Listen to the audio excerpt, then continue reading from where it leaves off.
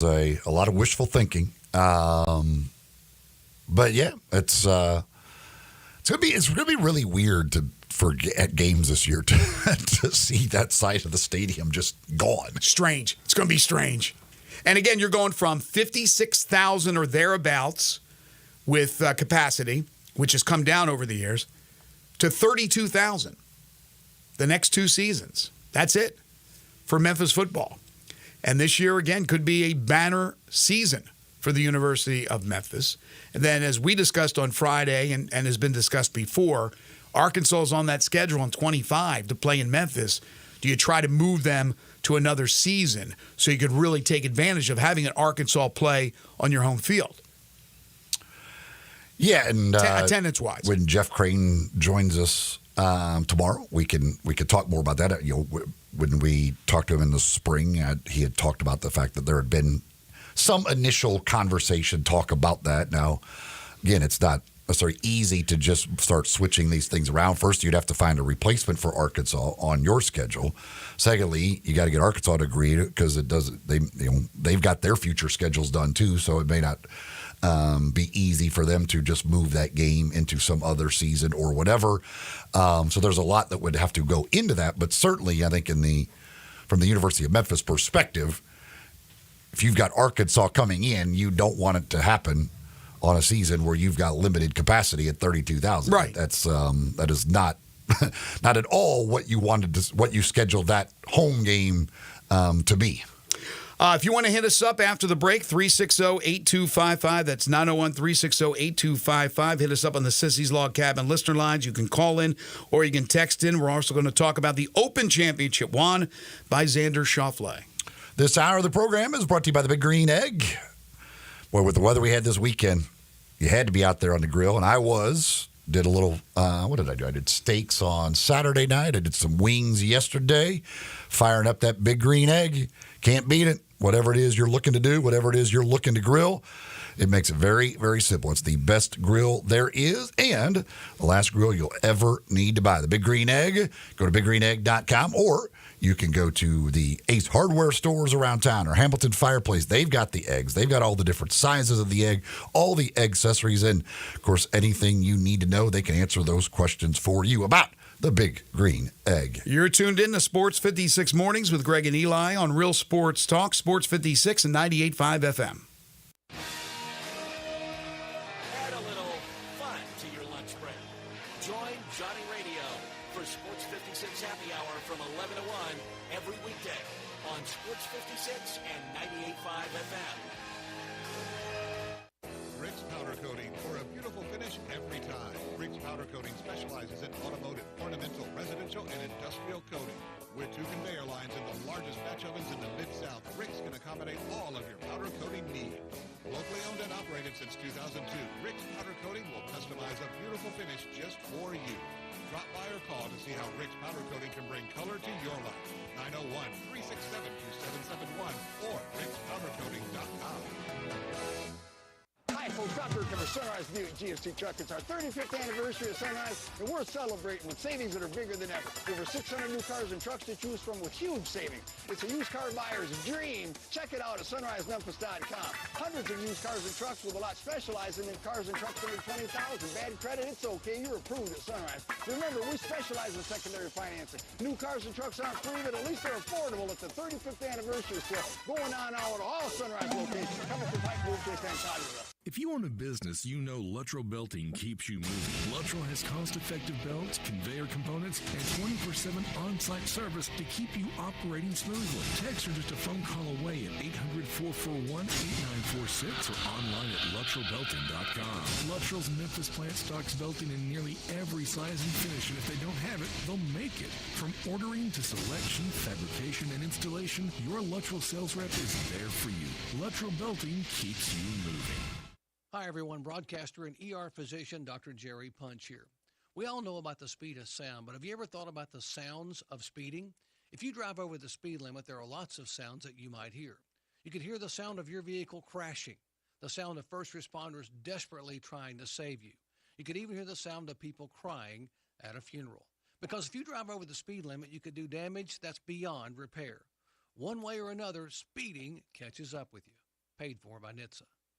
It's the Gossett Mitsubishi Motors Summer Sales Event, and you won't find a better bang for your buck. So get to Gossett Mitsubishi on the Pike and get 43 MPG Highway and 2024 Mitsubishi Mirage, $17,980 or $299 a month.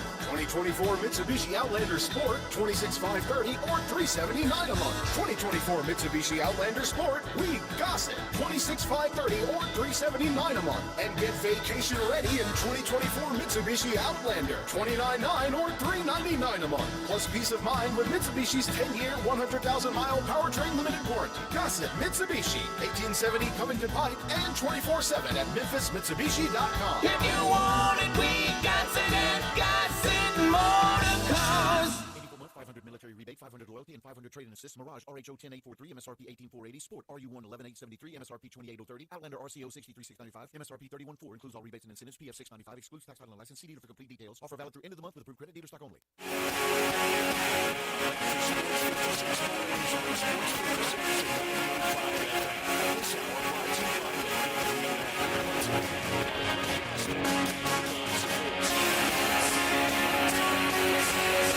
Welcome back, everyone.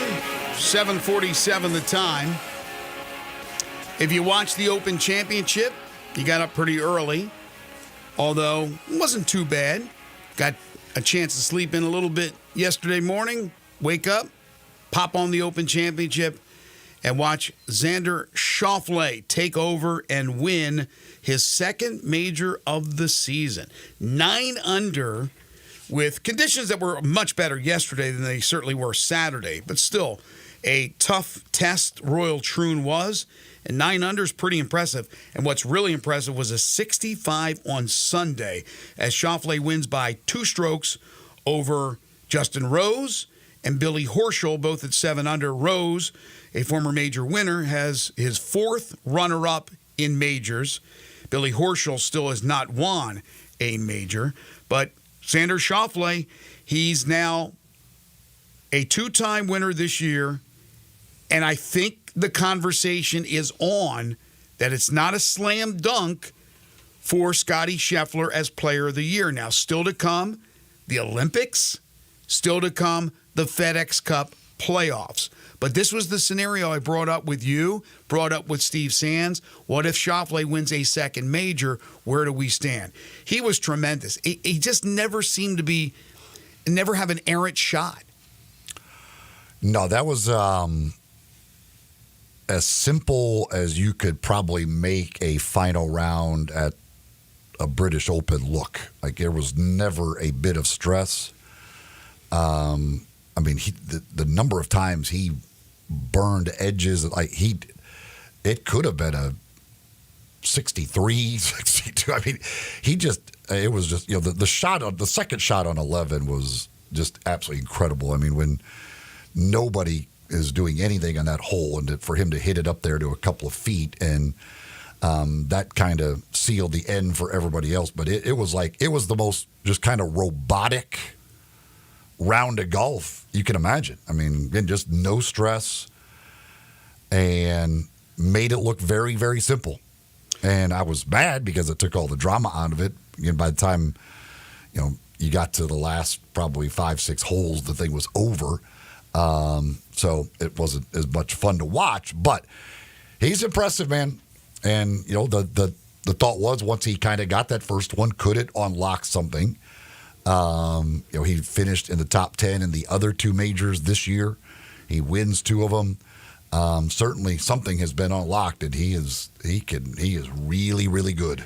First time since 1982 that all 4 major winners, of course 2 by one guy, are American.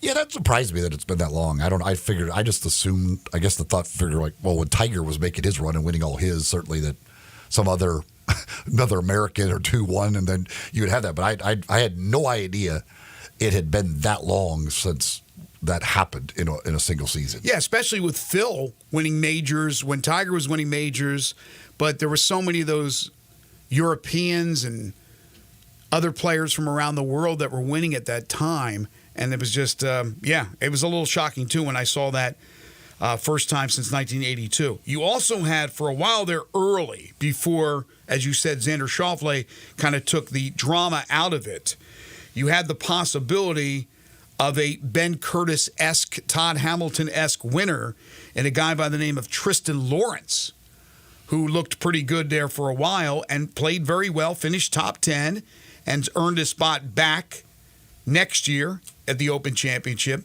But, yeah, this guy seemed to be okay. He kind of took over for, was it Dan Brown? Yeah. Dan Brown, who the first couple of rounds, maybe even through 3 rounds, was that relative unknown name that you thought, oh, my gosh, this guy going to win it? Then it was Lawrence. Is this guy going to win it? No. Not when Xander Schauffele is hitting greens and making putts and doing what he did. So he beat the best in the world, including Scottie Scheffler, who had a good tournament. Don't get me wrong. But there's the discussion. There's still a lot of golf to go. So I believe, now, the Olympics, I don't know how much you throw that into the whole mix. I don't think you throw in much. I mean, Justin Rose, do people remember the last Olympics? Justin Rose, Xander Schauffele, right? Rose was the gold medal winner. And if I'm not mistaken, Schauffele was the silver? I think Schauffele won gold. Schauffele won gold, and Rose was the silver. Zach, can you check on that one from the last Olympics with golf? But nobody brings that up. But they will bring up the FedEx Cup. And coming to Memphis for the first of the 3 playoff events, the FedEx St. Jude Championship, it's going to come down to the FedEx Cup between Scheffler and Schauffele. I don't think Scheffler has anything sewn up, not with Schauffele winning 2 majors. Individually, Schauffele won gold. Yeah. So Schauffele gold, Rose silver? No, Rose didn't medal. He didn't medal. I thought the guy said that on the broadcast yesterday, that he beat him out. Who were the other medalists? Rory Sabatini was in second. And, okay, he won the silver. C.T. Pan, it was third. C.T. Pan won the bronze. Okay, thank you. Yeah, I mean, obviously with the year Scheffler's had, it takes something crazy to even get in a conversation with it. And winning 2 majors and finishing top 10 in the other 2, that qualifies as crazy. Although I think right now it would still be Scheffler, just on pure number of wins. The major in the Masters plus the Players Championship, plus also he had good finishes in a couple of the other majors. But when you're talking that many wins, but yeah, I mean, if Schauffele were to win the FedEx Cup, certainly you could make a great case for him to be Player of the Year. Yeah, I think it'll come down to the FedEx Cup. And again, we have the fortune of having one of the events, the first one of the playoffs right here in Memphis, and certainly looking forward to that. We got a lot more to get to in hour number 2, including yesterday's Hall of Fame induction ceremony for Major League Baseball at Cooperstown as 4 went in. Also, Phil Steele, he will join us at 8:30. Again, if you have a particular team you want Phil to discuss, you can hit us up on the Sissy's Log Cabin listener lines. You can text in that team. Let us know. We will ask Phil about that. 901-360-8255. That's 901-360-8255. Then Blake Topmeyer will join us at 9:05, SEC columnist for USA Today Network. Eli mentioned already that Jeff Crane, who will be a part of the ceremony today, the demolition of the press box, the west side of Simmons Bank Liberty Stadium. He will be on tomorrow to discuss that.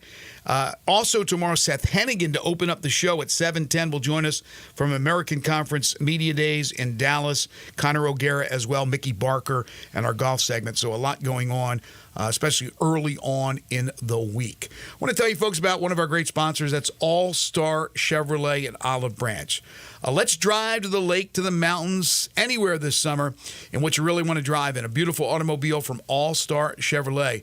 And they have all types, including the Silverados, hundreds of new and pre-owned Silverados, and some marked 12% off invoice. You add up the All Star special discounts. Also look for the Costco member deals, which is something new. One sweet buyer's market right now, financing as low as 1.9%, no payments for 90 days on a bunch of new All-Star Chevys, including new Tahoes. Get an extra $500 bonus if you're in the healthcare field, an educator, a college graduate. You work in the military or you're a first responder. No matter what pre-owned you're looking for, it's right there at All-Star Chevrolet in Olive Branch. They have Jeeps and 4Runners, Expeditions and Navigators, all the trucks right there in Olive Branch where you can test drive them all. Bring any vehicle you want to sell, get a big check today. So let's get at it. Don't miss All-Star Chevy's special summer sale. It's going on right now in Olive Branch. You can also check out all the great vehicles online at allstarautogroup.com. You're tuned in to Sports 56 Mornings with Greg and Eli on Real Sports Talk, Sports 56 and 98.5 FM.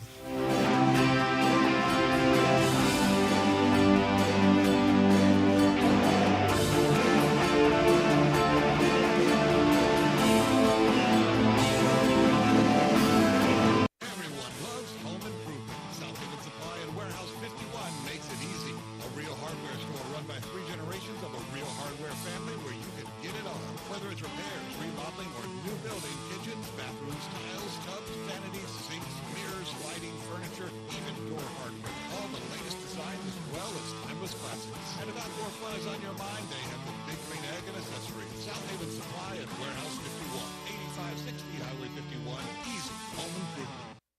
All 650 acquisition fee, $20,000 per year, 20 cents excess mileage, Forte RE794066, MSRP 21820, Telluride RG543666, MSRP 39835, EV9 R602 29603, MSRP 61035. Includes all rebates and incentives and PF 695. Includes tax, title, license, registration, and fees. Must finance through Hyundai with approved credit valid through 7/31/24. Dealer stock only. I got Jeff Allen on the line, Gossett Kia, South Mount Moriah. Hey, dude, you ready to rock our world? You better believe it, Randy. How about 41 MPG Highway in a 2024 Kia Forte LXS, $199 a month, $37.99 due at signing. 2024 Kia Telluride S, $379 per month, $39.99 due at signing. And 304 EPA estimated range for $389 a month in a 2024 Kia EV9 Lite, or get 0% for 48 months, $49.99 due at signing, all 24-month leases. Plus, every Gossett Kia comes with a 10-year, 100,000-mile powertrain limited warranty. So whether you live in Horn Lake, South Haven, Olive Branch, or Memphis, you'll be happy at Gossett Kia on Mount Moriah. Or online, KiaMountMoriah.com.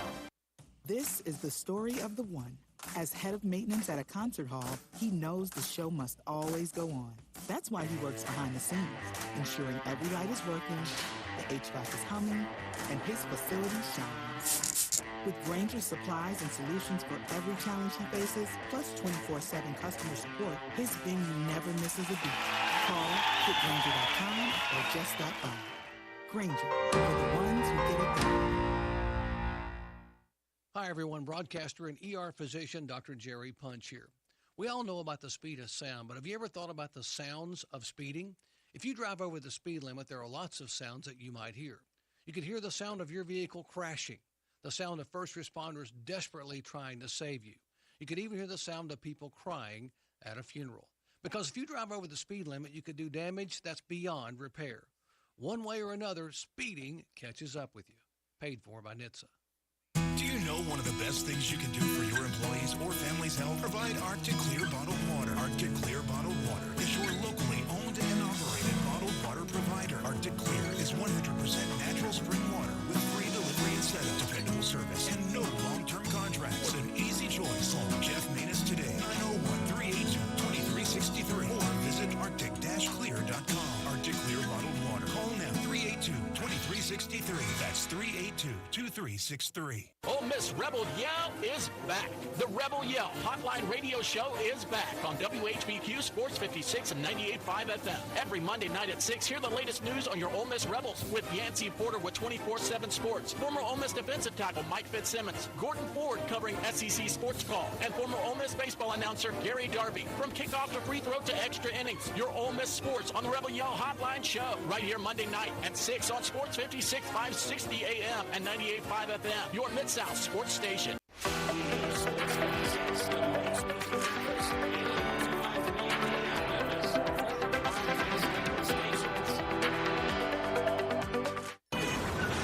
Sports 56 traffic. Good morning. It's picked up a little bit more volume in the last few minutes on 385 as you work your way out of Collierville, Billmore Parkway, headed towards 240. Still looks good over here right now on 40 westbound between Germantown Parkway all the way up to Sycamore View Road. Havenly Showers, your curbless shower specialist. Transform your bathroom with a tub to curbless shower conversions. Log on today, havenlyshowers.com. I'm Commander Chuck with your on-time traffic.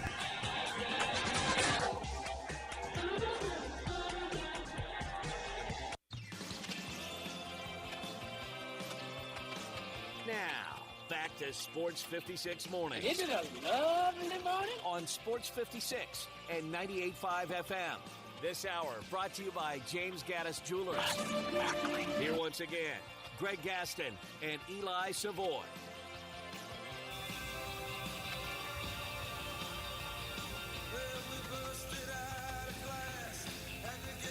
Welcome back, everyone. 8:01 the time, hour 2 here on Sports 56 Mornings, the Monday, July 22nd, 2024 edition. Greg Gaston, Eli Savoy, Zach Boyd with you, broadcasting live from the Family Leisure Studios. Family Leisure, 2120 Witten Road, just north of I-40. It's where family and fun come together. Currently 72. We'll get up to 86 today. Overcast with showers at times, about a 46% chance of precipitation. Tonight, 73 for low. Cloudy with light rain developing, about a 61% chance. And then again, rain in the forecast for the rest of the week. But chances are, they vary. 67% tomorrow, 64 on Wednesday, and then as low as 38% over the weekend. But there is rain in the forecast for the next week or so. James Gaddis Jewelers, second hour sponsor, Sports 56 Mornings. They are your family's jeweler, located at 4900 Poplar Avenue between Mendenhall and St. Nick, and on the web at gaddisjewelers.com. Whether it be a beautiful engagement ring, wedding rings of all types, or, of course, their beautiful watches and custom-made jewelry, gemstones of all types, bracelets, necklaces, earrings, the one-of-a-kind estate and vintage jewelry. They have it for you at James Gaddis Jewelers. And every Monday and Friday, they bring you the Memphis Sports Fact. Did you know, with no Memphis alumni entry this year in the TBT, that's the basketball tournament, several former Tigers are playing for other teams, including Jeremiah Martin, who's playing for the Wichita State Shockers alumni team. That's shocking. Jeremiah Martin played professionally this past season in Russia. Of course, had a great career at the University of Memphis, especially that sensational senior year, but playing right now for the Wichita State alumni team, which won their first game yesterday in the TBT. James Gaddis Jewelers, 4900 Poplar between Mendenhall and St. Nick, on the web at gaddisjewelers.com. I did get a text, Eli, that reminds me that Justin Rose has won a gold in Olympic golf. He said he believes in 2020. So it was a little confusing with the COVID year. The Summer Olympics were only 2 years apart because of COVID. But this texter does believe that Justin Rose did win a gold, but it was not the last Olympiad. That was Xander Schauffele. I hate the fact they even have golf in the Olympics. It just doesn't belong. It doesn't belong. I don't know. They don't need to add all these sports. I mean, gymnastics and swimming and track and field, even basketball, that's the Summer Olympics. Justin Rose won gold in the 2016 Rio Olympics. 2016? Wow, 2016? 8 years ago? How long has golf been an Olympic sport now? And was it resurrected? Was it one time a sport, then it was a lull where it wasn't, and then they brought it back as a sport in the Olympics? I'm not I think 2016 was the first time it was back. First time it was back, or first time it ever happened? I don't know if it was previous or not, but I think that 2016 was this time. I think they've had it twice. Yeah, look, I don't. It's fine. I don't care if the Olympics are, well, they're going to be on every day. And I watch every single time, whether it be winter or summer Olympics, unless I'm doing something and I'm out of pocket, I'm watching. But there are some events that I really want to see and other events that I couldn't care less. I don't care about Olympic golf.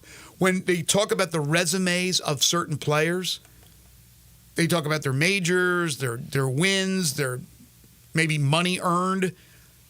They don't bring up the Olympic results. It's just not that big a deal. I'm sure it is to them, and great if you win. If you participate, that's fine. I understand. I would if I was in that position. It's just not, to me, when it comes to the summer games, I want to see track and field. I want to see swimming. I mean, I would never watch swimming. I did watch the trials, and I watched the Olympics. That's the only time I'm going to watch swimming. Gymnastics. I'm never watching gymnastics. But in the Olympics, I watch gymnastics. Just watched a 2-part series about Simone Biles, who's back. to get revved up for the Olympic Games. They had it golf at 1900, 1904.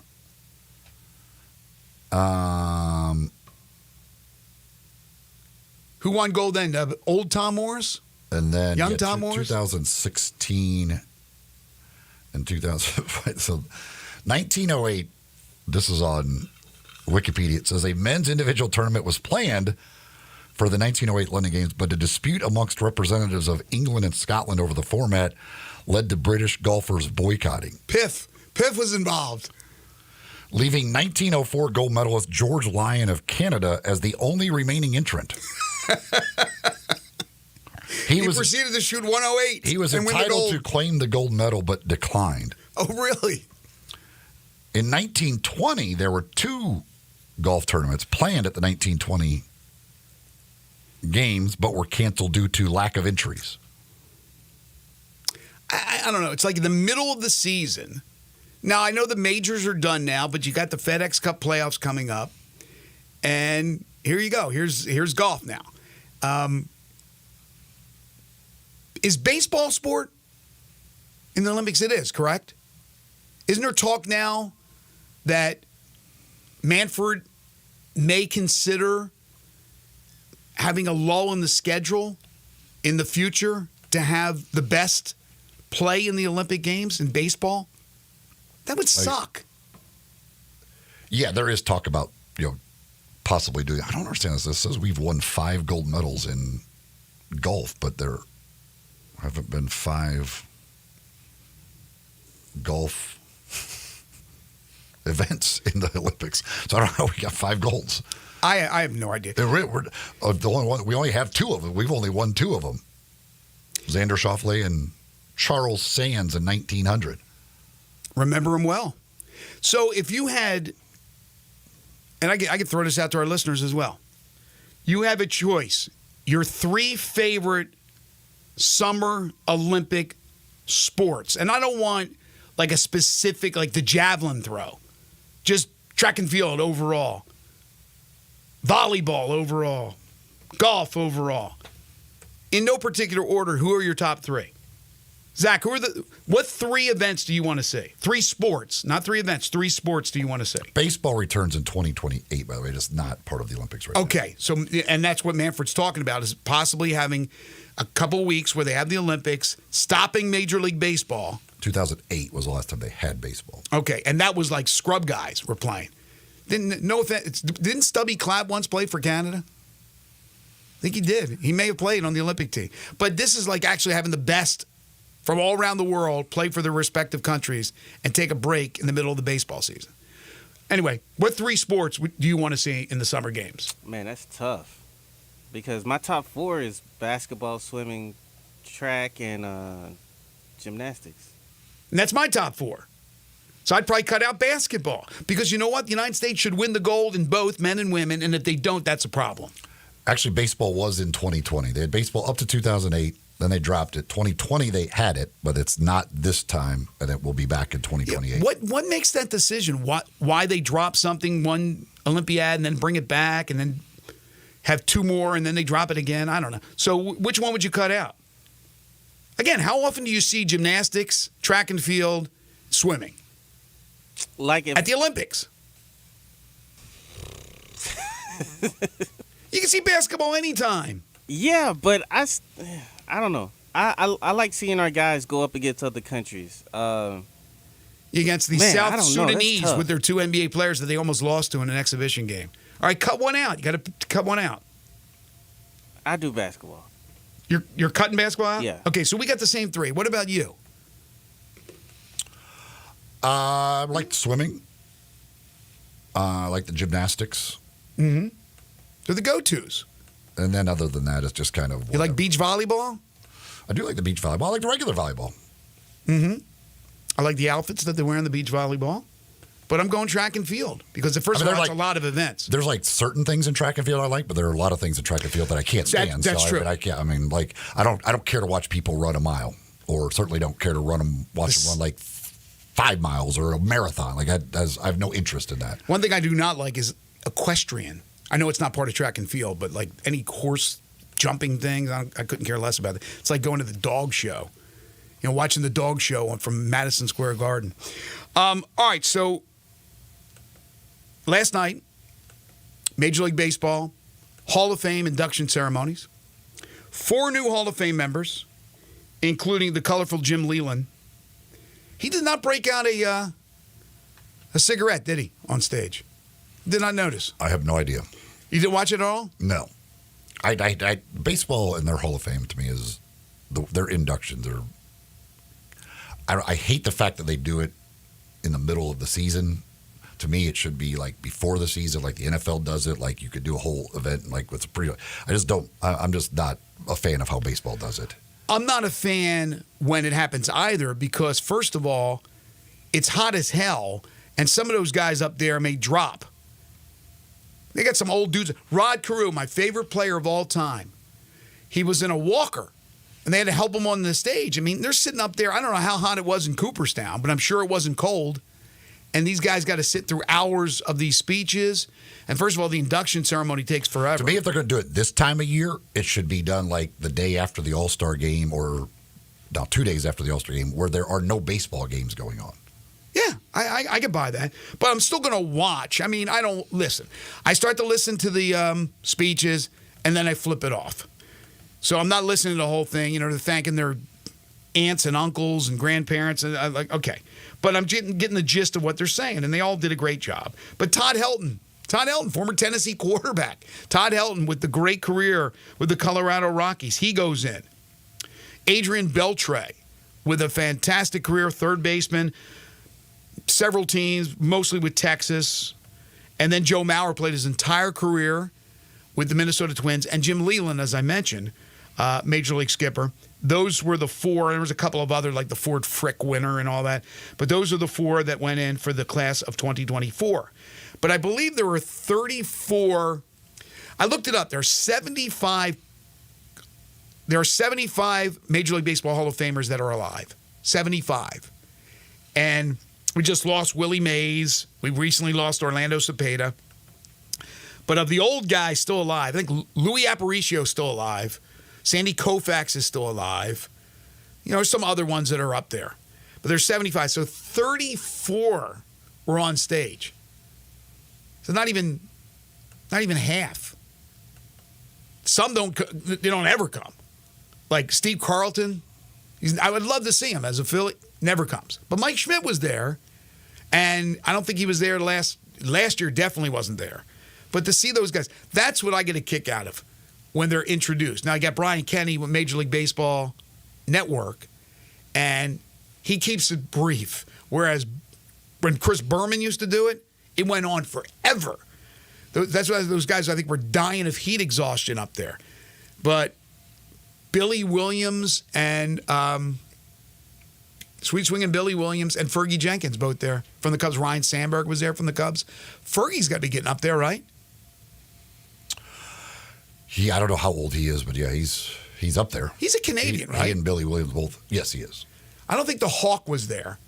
I don't think Andre Dawson was there. But anyway, I love the ceremony to see the old guys, George Bretts of the world, Jim Rice's of the world that come in. Ted Simmons still has all that hair somehow, all that hair. But those 4 were the guys that went in last night from Major League Baseball. Other than that, second half of the season underway, although we're beyond as far as the numbers are concerned. We're in game 100, I think. So it's not really technically the second half of the season, but you know what I mean, the post-All-Star game portion of the season. You got the trade deadline coming up at the end of the month. So we'll see how things start to heat up, and they will heat up. Speaking of heating up, Aaron Judge hit his 35th home run over the weekend. And Shohei Ohtani yesterday hit his 30th. He leads the National League. Judge, of course, the American League. Shohei Ohtani hit a bomb. What was it, 473? Yeah, they said 473. That's a part of Dodger Stadium that I did not think was reachable. I was like, where did that ball land? Like it just kept going and going. And then, earlier in the day, Jorge Soler hit a 478-foot home run that was the longest in Major League Baseball this year. Then Shohei hits the second longest in Major League Baseball this year. But Like, it was funny when they were talking to Kershaw afterwards, and Kershaw's like, I have never seen a ball like up into that air. Like, it's just, and Kershaw has been been at a lot of games at Dodger Stadium, and it just, again, it amazes me how amazed other players are by stuff Shohei Ohtani does. Mm-hmm. Like, he does things and they're just like, I don't know. Like, it's not explainable. But that ball, man, was that ball hammered. And it amazes me that somebody literally earlier in that day hit a ball farther than that ball went. I don't even know how that's physically possible. Did you see the reaction from Clayton Kershaw?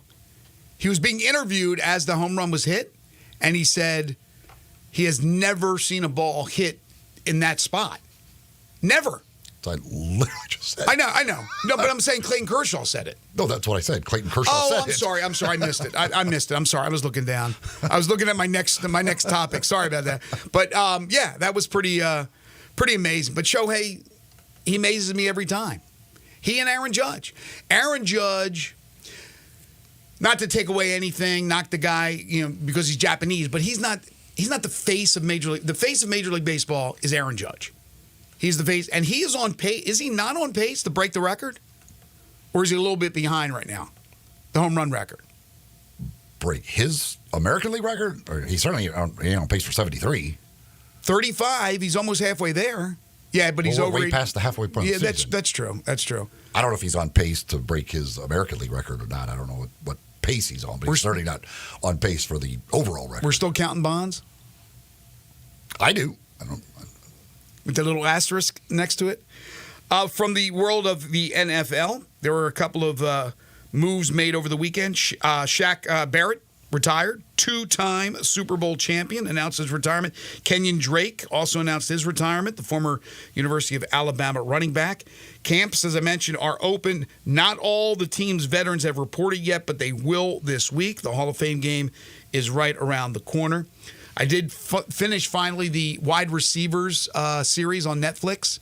Fantastic. Absolutely fantastic. And I am watching the in-season, or not the in-season, but the preseason New York Giants Hard Knocks. They've only had 3, correct? 3 episodes?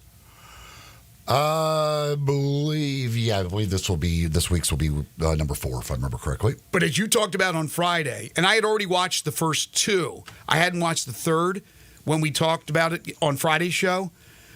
Boy, was that fascinating. The third episode with the whole Saquon Barkley and free agency situation, how they have their money, they have their players that they want to get, and then all of a sudden, like another team or teams offer way more for that player. And it skews the whole thing. Now they're like, okay, we can't get this guy. We could try to get these 2 guys. And then how they talk to Dayball or the defensive coordinator and say, would you like this guy? And they're like, yeah, any of those 3 would be great. I mean, the pressure for those scouts and assistant general managers and everybody who makes the phone calls and the wheeling and dealing on the phone that they make with others, the Dan Morgan exchange with the Giants GM. Okay, this is by far my favorite Hard Knocks that they've ever done. I think this stuff is so fascinating. I would love if the NBA did a version of this one. I would love to see that moment that NBA free agency begins and the negotiations and everything else going on. I mean, it's amazing to watch.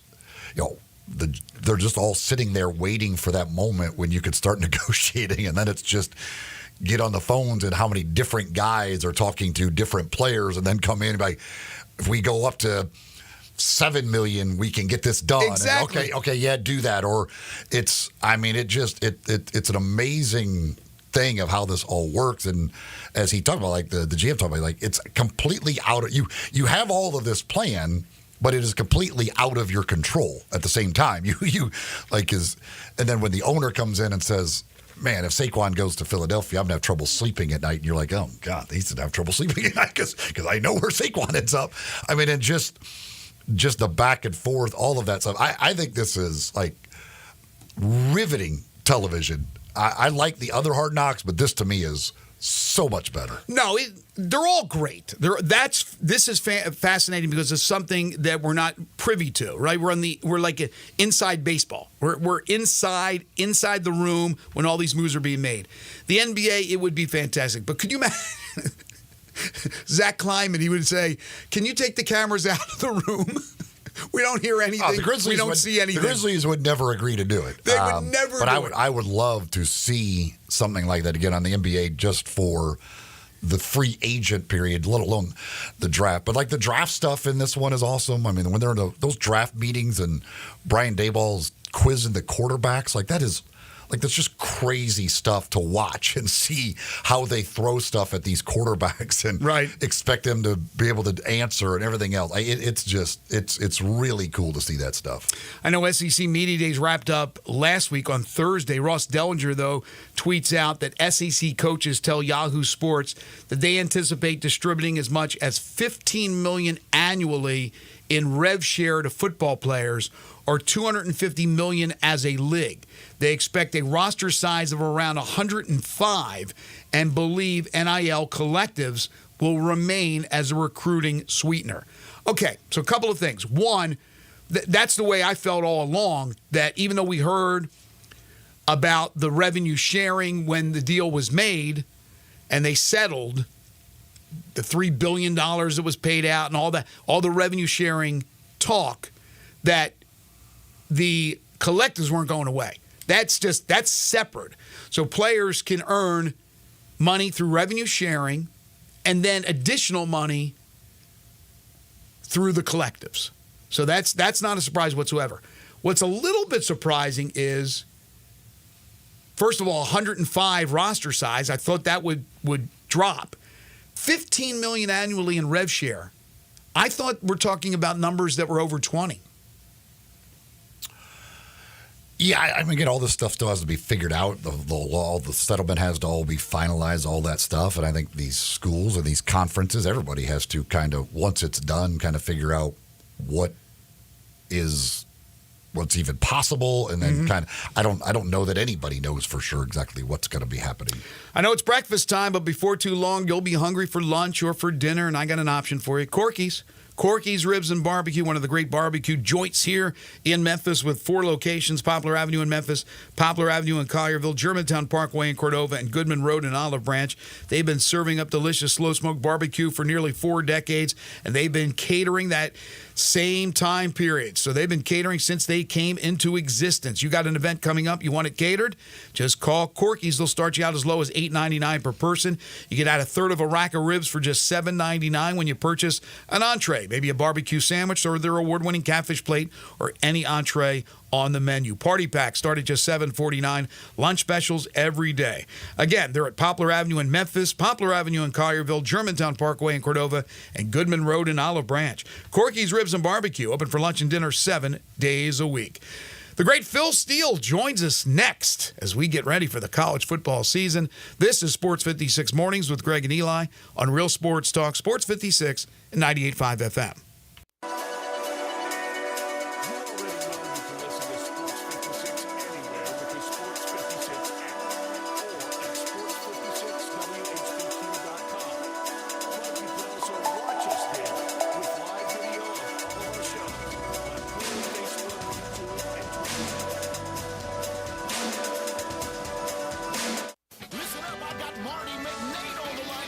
Volkswagen Germantown. Hey, McNate, how far back you moving on prices? Way back, Randy. Doc told me you can take your pick. 2024 Teos SE or 2024 Jetta Sport. Gotta go back in time to the good old days at $275 a month. Great Scott, McNate. Gossett Volkswagen on Germantown is really moving prices back. That's right, Randy. And I hear you got the 2024 Atlas Peak Editions going for $5,000 off MSRP, or you can get 1.9 for 60 months. That's right, Randy. Your future's whatever you make of it, so let's get to Gossett Volkswagen Germantown. Ask for Marty to find out how much he can move you back on price. Hey, Marty, hit us with that Gossett Volkswagen locator. 7420 Winchester Road, or shop online at GossettVWG.com.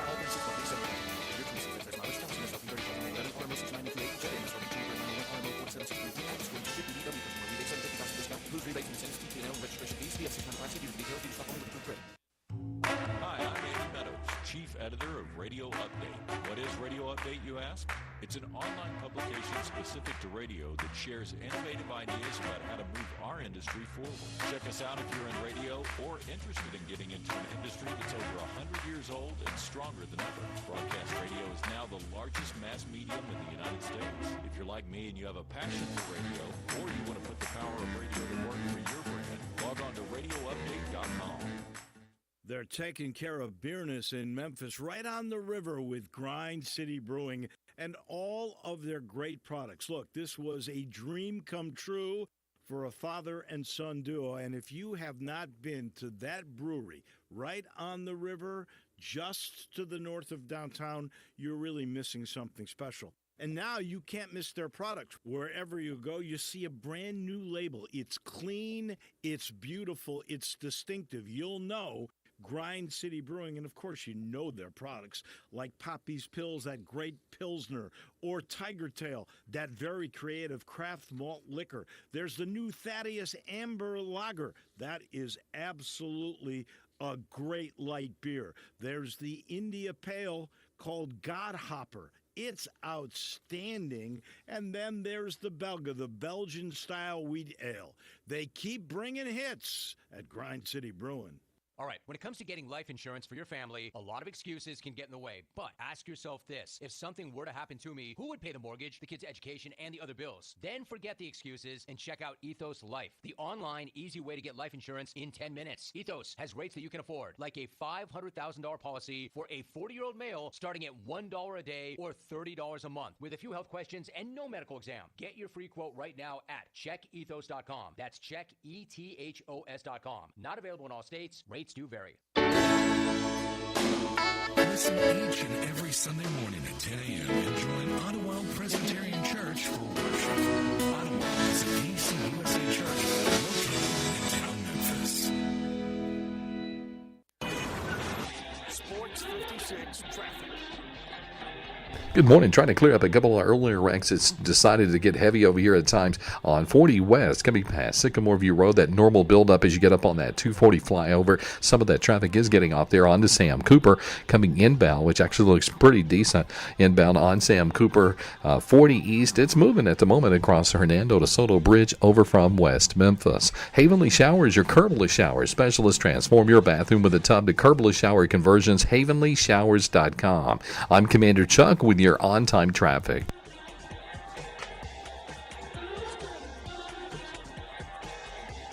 Now back to Sports 56 mornings on Sports 56 and 98.5 FM.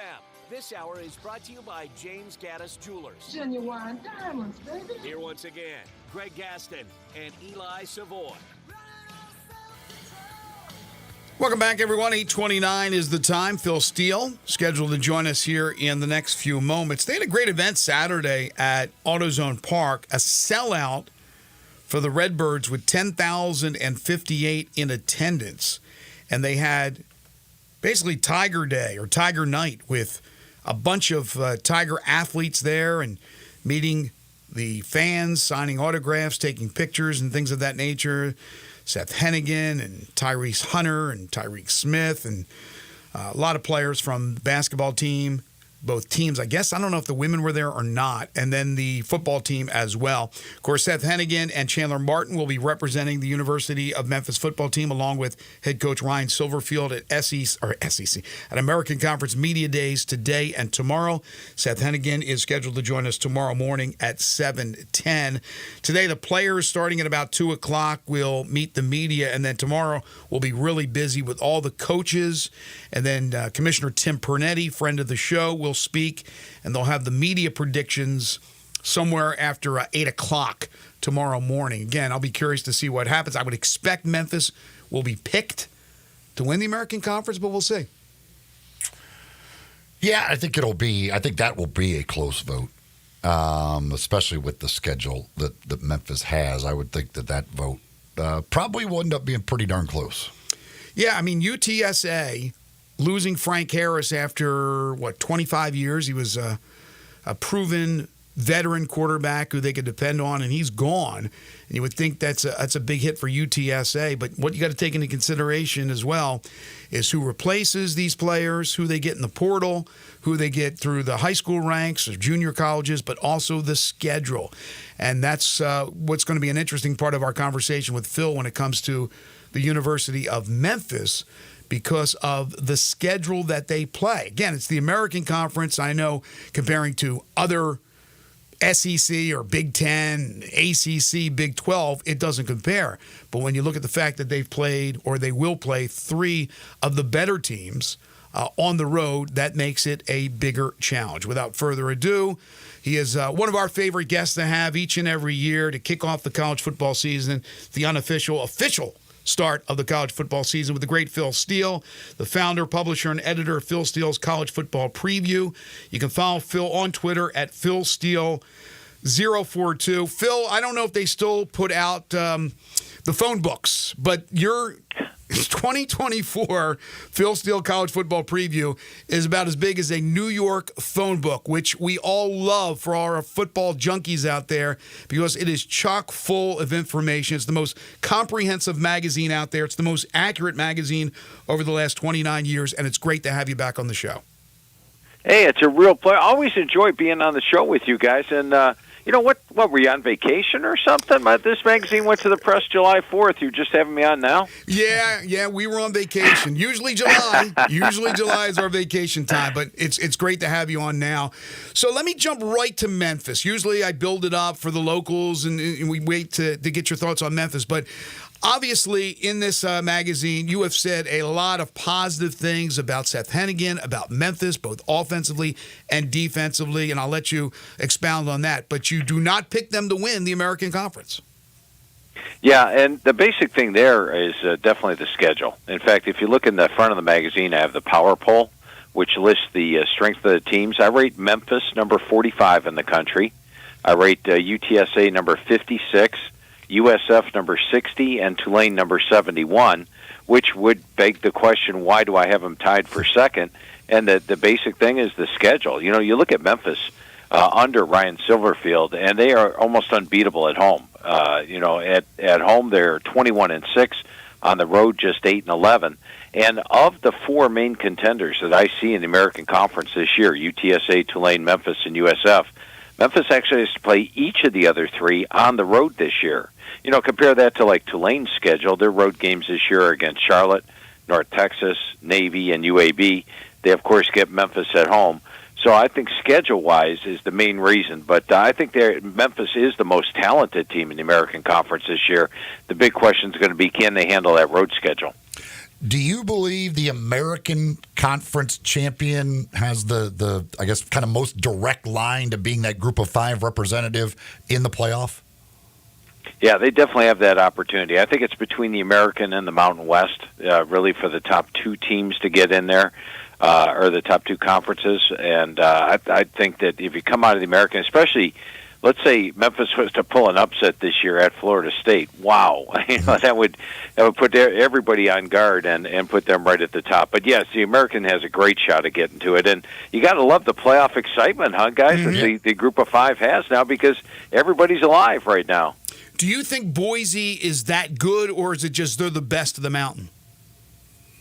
I think they are the best of the mountain, and I put them right up there with Memphis coming into the season and with the teams in the American. I do have number 39 in the power poll, slightly ahead of Memphis.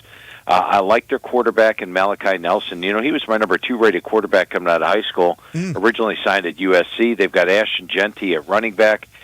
Their head coach, Spencer Danielson, was the DC last year, and he's got a veteran defense with all 11 starters back. They're probably going to lose a game 2 at Oregon, but I've got them favored in all the rest of their games. So I think they have the talent and the path. That's why they're my top pick to make it as the Group of 5 team. You mentioned the schedule with Memphis. In the SEC, Georgia has the similar thing, that they play the other 3 kind of consensus best teams all on the road. You've got Georgia and Texas tied atop the SEC. How much does that schedule play into it and hurt Georgia, despite the fact that most people, they're probably the most talented team in the country? Yeah, Georgia is the most talented team in the country and the deepest team in the country, which I think really will help them out playoff time. Because once you hit the playoffs, depth becomes important, and Georgia basically goes 3 deep at every single position with guys that would start for a lot of other teams. But you hit it right on the head. They have to play Alabama, Ole Miss, and Texas all on the road. That's why I have them tied for first in the SEC, because I think they do drop one of those 3 games on the road. However, once you get to the championship game, that thing's in Atlanta, and then, of course, you get to the playoffs. I think they'll rise through it. I think it's going to be tough for any team to go the season unbeaten this year, and even though I think Georgia slips up somewhere, I do still think they win the SEC. The great Phil Steele joining us on the Sissy's Log Cabin guest lines. Again, if you have a team that you want Phil to talk about, just text 901-360-8255 on the Sissy's Log Cabin text line. So Texas is right up there with Georgia, and you have them 4th overall in your preseason top 40. They do not play as daunting a schedule as Georgia. Do you not believe that there'll be any kind of hiccups or anything making the transition from the Big 12 to the SEC? You know, there is a step up in competition, no doubt about it, but Texas drew a dream schedule. As far as hiccups from the Big 12 to the SEC goes, I would put that with Oklahoma this year because they actually have the toughest schedule of the SEC. You know, they only have 3 SEC home games this year. One of them is against Tennessee and one's against Alabama. They have to play LSU, Missouri, Ole Miss, Texas, Auburn, all on the road, 5 of the toughest venues. I've actually got them number 7 in my power poll, number 20 in my overall poll because of that schedule. Now let's talk schedule with Texas. If Oklahoma's only got 3 SEC home games, that means Texas only has 3 SEC road games this year, and those road games are at Vanderbilt, at Arkansas, at A&M. A&M's not going to be easy. I don't think Arkansas is going to be easy, but they still have the talent to get there. And I think when you look at Texas, they've got the best quarterback room in the country with Quinn Ewers, backed by Arch Manning, even backed by Trey Owens. They're strong at the line of scrimmage, both offensive and defensive line, but they do draw a dream schedule coming into the SEC this year. With Ole Miss, it's probably as much excitement about an upcoming season as there's been in a long, long time. A chance to have some history at Ole Miss. What do you think their chances are of, amongst those top 4 that we talked about, being one of the top 2 and getting to their first ever SEC championship game? I like Georgia, Texas, and Alabama as the top 3 teams in the SEC this year, but Ole Miss definitely has a great shot at the playoff, and they do have a shot at getting the SEC title game. You look at their schedule, guys. I mean, they will be favored in their first 6 games this year. Now, they do have to play LSU on the road, and they play Florida in the Swamp, but they get Oklahoma at home, and they get Georgia at home. They don't have to play Alabama this year, which I think is big. They don't have to play Texas this year is big. So I think if they beat either Oklahoma or Georgia at home, they've got that opportunity, especially if they were to knock off Georgia. That would give them a straight path right to the title game. And the difference with them this year as opposed to the last 2 years, the last 2 years they've been really total transfer portal, but now they actually are number 13 on my experience chart. They have a lot of talent coming back, plus they bring in all the portal players, and that's going to make them dangerous, especially on the defensive side of the ball. One of the guys coming back is their quarterback, Jackson Dart. And I was a little surprised when I was looking at your top draft eligible guys that you have Jackson Dart as your number 2 quarterback. Yeah, and, for the NFL in the front of the magazine, we rely on someone to come up with the, that talks to the NFL scouts and things like that. And that's what they came up with, Jackson Dart, number 2, and they've been pretty accurate. So that's and you know what? I tell you, who's going to lead the nation in passing this year? I think it's going to be Jackson Dart with the weapons that he's surrounded with. Got a text from one of our listeners. Mike wants you to talk a little bit about Tennessee. You got him number 26 in your power poll. Yeah, my biggest question with Tennessee is the defensive back 7. They lose everybody from back there, and that, to me, is the complete question mark. Love Nico at quarterback. Like the depth they have at running back. They did lose 2 of the top 3 rushers, but I like the overall talent they have there. The receiving core is dangerous. The offense and defensive lines are among the best in the country. I rate their offensive line number 8 in the country, defensive line, number 8 in the country. And they've got a manageable schedule this year as well. I only rate it number 52. They get Alabama at home. They get Florida at home. You look at their road games this year, one's against Vandy, which they'll probably have the crowd edge for. They do have to play both Oklahoma and Georgia on the road. But if that defensive back 7 comes along, and if, we'll see, Nico had a great bowl game, no doubt about it, but he hasn't really played an SEC road game yet. I want to see how that goes, but I think that Tennessee has a legitimate shot at making some noise. I got them tied for 5th in the SEC. Arkansas, can they do enough to save Sam Pittman's job this year? I think they will. When you look at Arkansas and go over his first 4 years there, he's pulled 8 upsets. So they finished better than I expected in 2020, better than I expected in 2021, and about where I expected in 2022. Now, last year was a down year, but they lost a lot of close games during the course of the season. They actually had 4 net close losses, and they also had the most brutal 4-game stretch in the country. They had to play LSU, A&M, Ole Miss, and Alabama all away from home in a 4-week span, and took 3 of those games to the wire. They lost by 3, 3, and 7 in 3 of the games, then sort of got beat up at the end of the year, and then there was the Missouri debacle at the end. But if Talon Green comes in, and from reports that I hear, he's adapted well to the Bobby Petrino offense.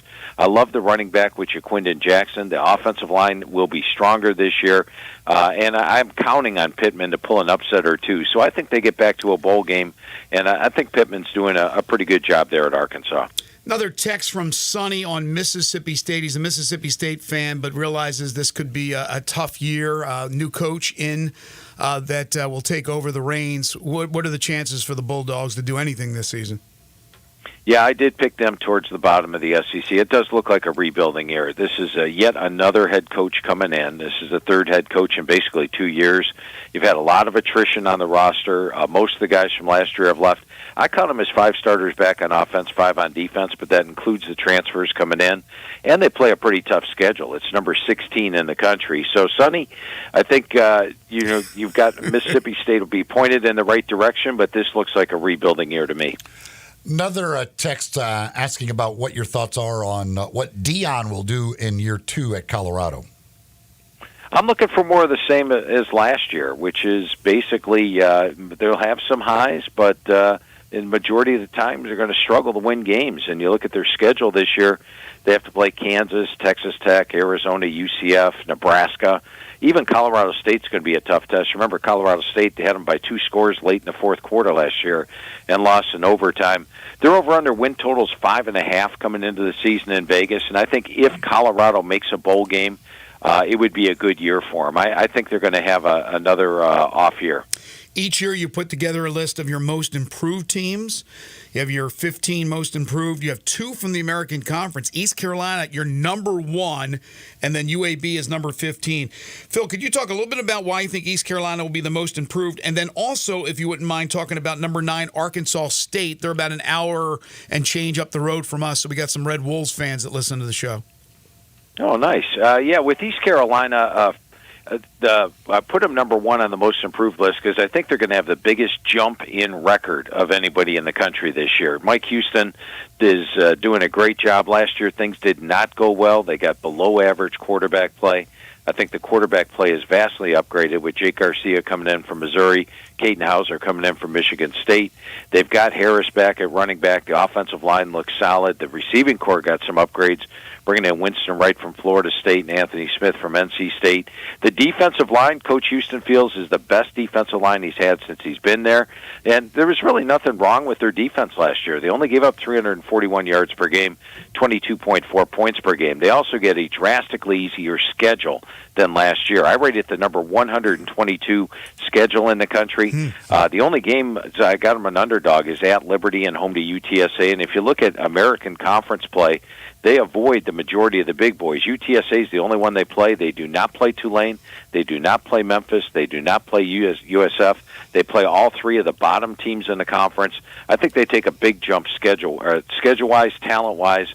I see a huge jump record-wise for them this year. And with Arkansas State, Butch Jones got off to a slow start there, But last year I thought their season completely flipped when they flipped on the quarterback position, and they got a lot better down the stretch once Jalen Raynor took over at QB. They also have Timmy McClain backing them up, which I like. It's by far his most talented team. 16 returning starters. They're number 5 on my experience chart this year. They do have some games they'll be an underdog in, but overall, I think Arkansas State is one of the contenders in the West, along with Louisiana and Texas State this year. You on your unit rankings in the positions, Ohio State appears near the top or at the top of many of those. If Georgia is the most talented team in the country, is Ohio State the second most talented team? Yeah, I would go that route. And I think Ohio State benefits from Michigan. And what I mean by that is the last 3 years they've lost to Michigan. So some of these players, which just normally would have gone to the NFL, JT Tuimoloau, defensive line, Ty Hamilton, Jack Sawyer, all these guys probably would have left for the NFL, but they haven't beaten Michigan. They haven't won a Big Ten title, and they didn't want to end their Ohio State careers like that. So as opposed to the normal huge amount of draft picks that they lose, they only lost 4 draft picks this year. And then I like the way they use the transfer portal. They brought in key guys like Caleb Downs from Alabama. They brought in Quinshon Judkins from Ole Miss, Will Howard at quarterback. They bring in Seth McLaughlin from Alabama at center. So they brought in some very good transfers to go along with the NFL players that opted to stay. They clearly are a threat to Georgia this year. Phil, I can't say enough about how great this magazine is. I picked mine up at Barnes & Noble over the weekend. How can people get theirs? Yeah, I appreciate that. You can get it at Barnes & Noble or Books A Million exclusively. So don't waste your gas driving around looking for it. It's Barnes & Noble, Books A Million are the 2 places that have the magazine. Or you could go online at philsteele.com. And when you go to philsteele.com, if you order the hard copy, we give you the digital copy absolutely free. And we actually update the digital all the way through the start of September. So Barnes & Noble, Books A Million, or philsteele.com. He's the founder, the publisher, the editor of Phil Steele's College Football Preview, the best in the business. He's Phil Steele. You can follow him on Twitter at PhilSteele042. Phil, always a pleasure. This is now the start of the college football season. We thank you so much. Hey, a lot of fun talking football with you guys, as always. We should do this again sometime. We will. Thank you very much. Thanks. His magazine. It's so good. It's like the amount of information is like mind-blowing how much stuff is in there. It's just absolutely crazy how much he has to go. I just can't imagine the process of trying to put all of that together and how he does it. It's amazing to me. Fleet Feet is the place to go to get all your running gear. You want to make sure you get shoes that are just right for you. Well, go see the folks at Fleet Feet. They'll take good care of you. They take a look at the way you run, the way you walk, and they get you fitted with shoes that are just right for you, plus any other gear that you need. Well, they'll take care of that for you as well. With their 2 locations, one in East Memphis in the Laurelwood Shopping Center, their next new Panera Bread company. Got another location out in Collierville, Poplar and Houston Levy next to Huey's. You can go see them at either one of the 2 locations. You can also find them online, fleetfeetmemphis.com. They're on social media. They keep you up to date with all the stuff they've got going on and things that you can get involved with in the running world here in Memphis with the folks at Fleet Feet. All right, when we come back, final segment, a few more notes on Phil's Preview magazine when it comes to the Memphis Tigers. This is Sports 56 Mornings with Greg and Eli on Real Sports Talk, Sports 56 and 98.5 FM. Join the voice of the Tigers, Dave Woloshin, for Wolo and Friends. Weekday mornings from 10 to 11 here on Sports 56 and 98.5 FM.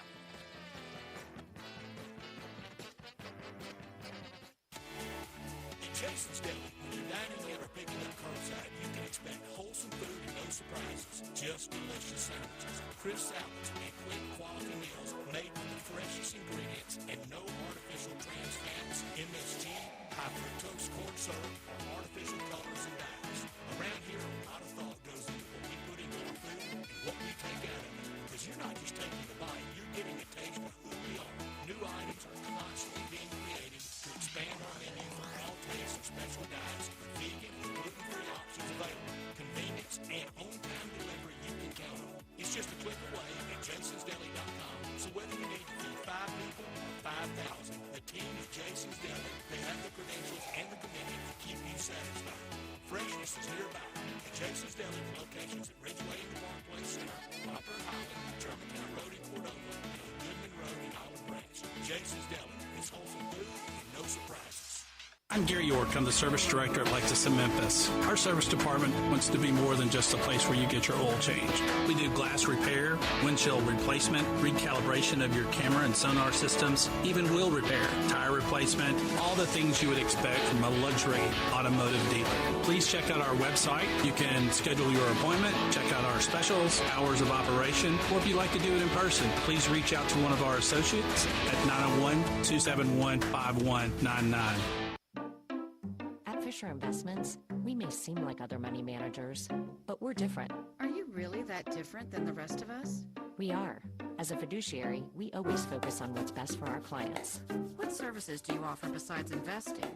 We have a team of specialists in financial planning, estate planning, and more. Your clients rely on you for all that? Yes, we ensure clients receive unparalleled service at every step of the relationship. Okay, but you still sell commission-based products, right? No, because we believe that's a conflict of interest. We prioritize service over sales goals. So, then how do your fees work? We have a simple and transparent fee that's a percentage of our clients' portfolios. So we do better when our clients do better. Wow, we're more different than I thought. At Fisher Investments, we're clearly different. Learn more at FisherInvestments.com. Investing in securities involves the risk of loss. Make your next grill your last with a Big Green Egg. Smoke, bake, roast, sear, and grill, all with a lifetime warranty. Save money on fuel, eating out, and replacing expensive grills that cannot match the flavor of the Big Green Egg. Ready to cook in only 10 to 15 minutes with temperatures below 200, above 700, and anywhere in between with ease. Change your at-home cooking experience for life. Go to shop.biggreenegg.com.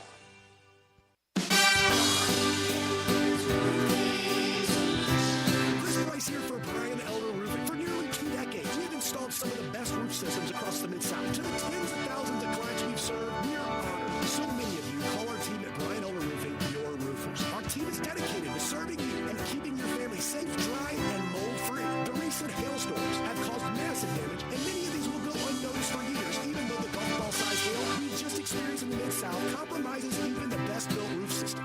Whether we find damage or not, your photos are securely stored for future reference. Call Brian Elder Roofing today for a total evaluation of your entire roof system free. We will not try to sell you a roof if all you need is a repair. Call me at 901-867-0303. That's 901-867-0303. Or visit us online at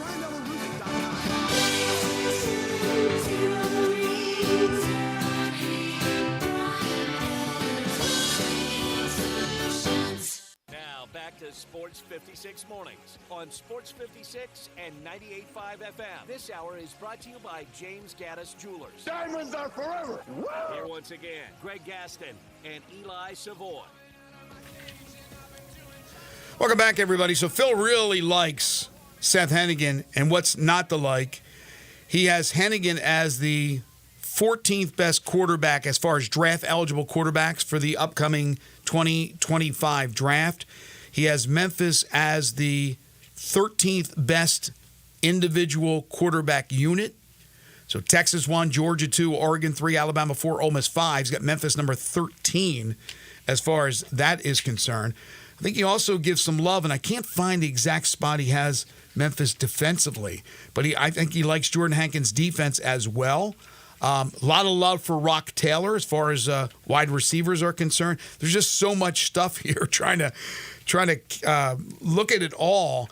You can spend several days looking at all these notes and still not have dented this magazine. It is fabulous. I'm trying to find the individual wide receivers now, but I know he has Rock Taylor up there as well. Memphis as a unit, let me find that here, wide receivers. He has Memphis number 25 as a wide receiver unit. And then let's see what he has with their offensive line, because that's going to be so pivotal for Memphis this year. Let's see. He has Memphis 48, so a top 50 offensive line. But, I mean, you understand where he's coming from with his point about the schedule. And I'm not saying people should slow down their roll as far as the excitement. No, because the team is embracing it. I'm sure Seth, when he joins us tomorrow, that he'll be saying the same thing he said before when he's been on our show, that they are excited about being looked at as maybe the pick to win it all in the American and to be that representative from the group of 5 in the playoff, the first ever 12-team playoff. They're embracing that. They're not backing away from it. But again, that is a big challenge to play those 3 teams, UTSA, USF, and Tulane, on the road, especially when you look at the recent Memphis road record. It's not great. It's going to be a challenge. This is not going to be something that's gifted to them. They're going to have to go out there and get it and earn it.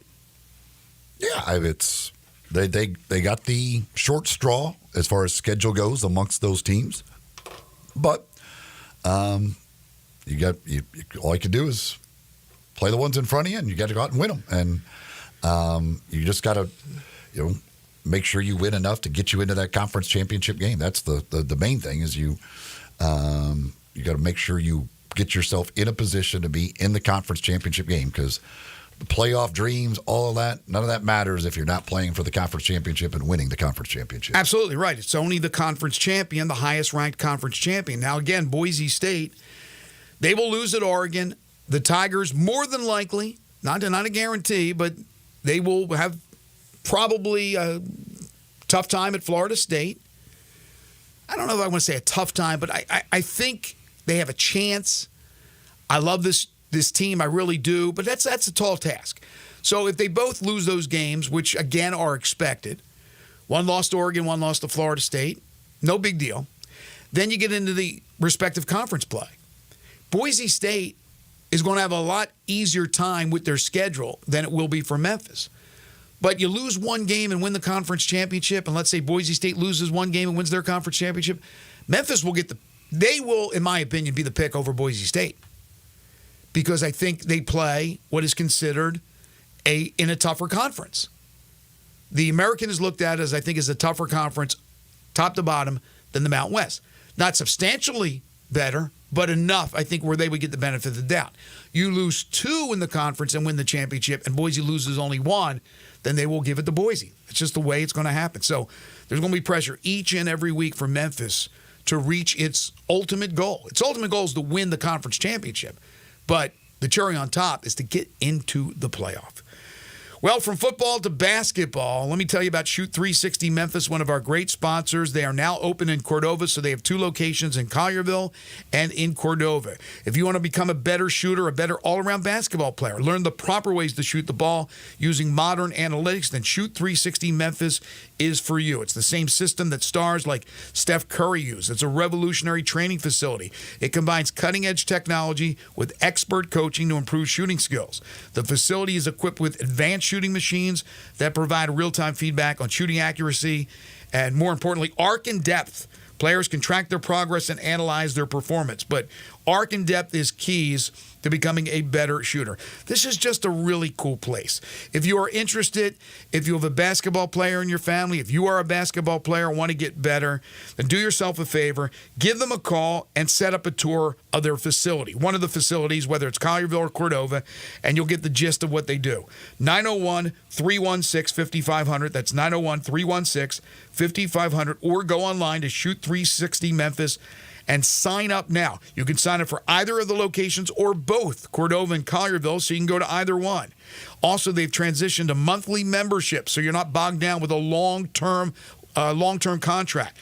Monthly memberships. Do it for a month, see if you like it, and then go forward with that. It's where the preps and pros go to get their shot on. It's Shoot 360 Memphis. Coming up, hour number 3, we'll open up with Blake Topmeyer from USA Today. This is Sports 56 Mornings with Greg and Eli on Real Sports Talk, Sports 56 and 98.5 FM.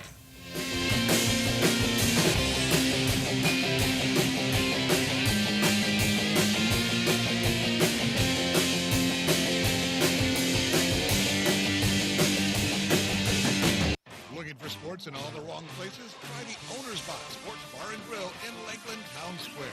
Fun, friendly, exciting, and comfortable with wall-to-wall TVs for all your favorite games, 24 taps for all your favorite beers, including NA and local craft beers, and an in-front-of-the-wall full bar for all your other favorite beverages, including a full wine list. Add in an upscale menu, patio seating, daily specials, and events, and you found all your sports in the one right place. The Owner's Box Sports Bar and Grill in Lakeland Town Square, Highway 70.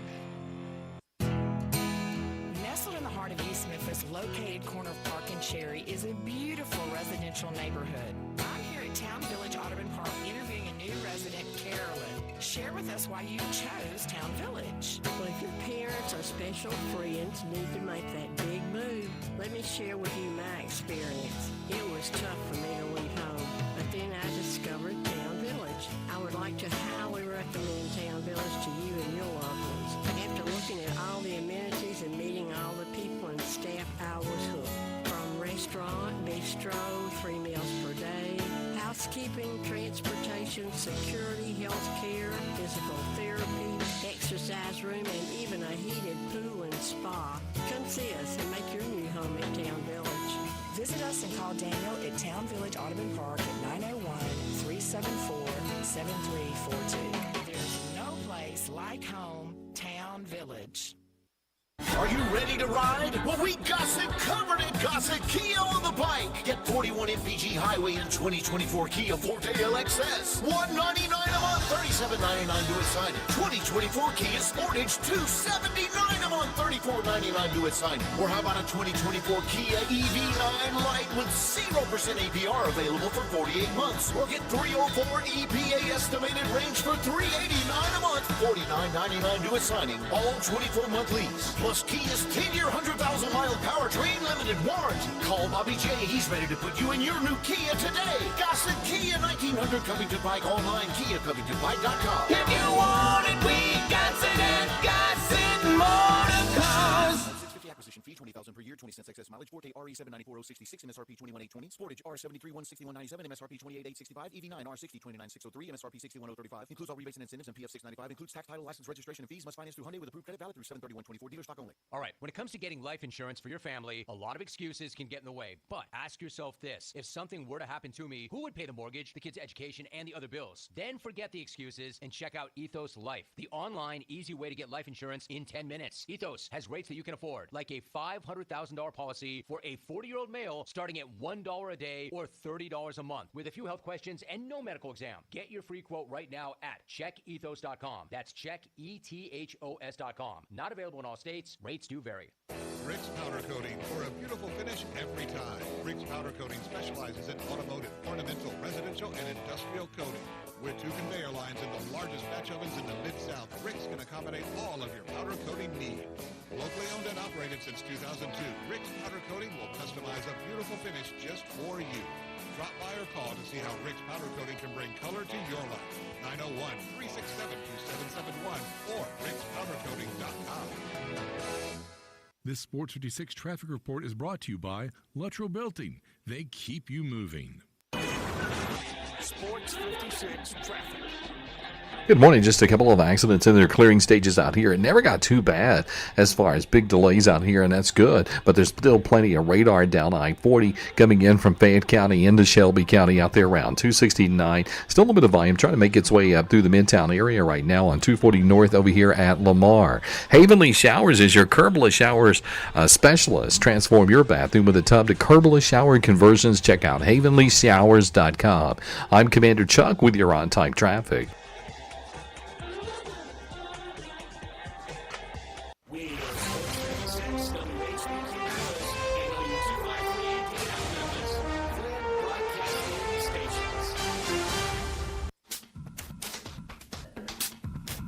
Now back to Sports 56 mornings on Sports 56 and 98.5 FM. This hour brought to you by Jenkins Floors and More. Here once again are Greg Gaston and Eli Savoy.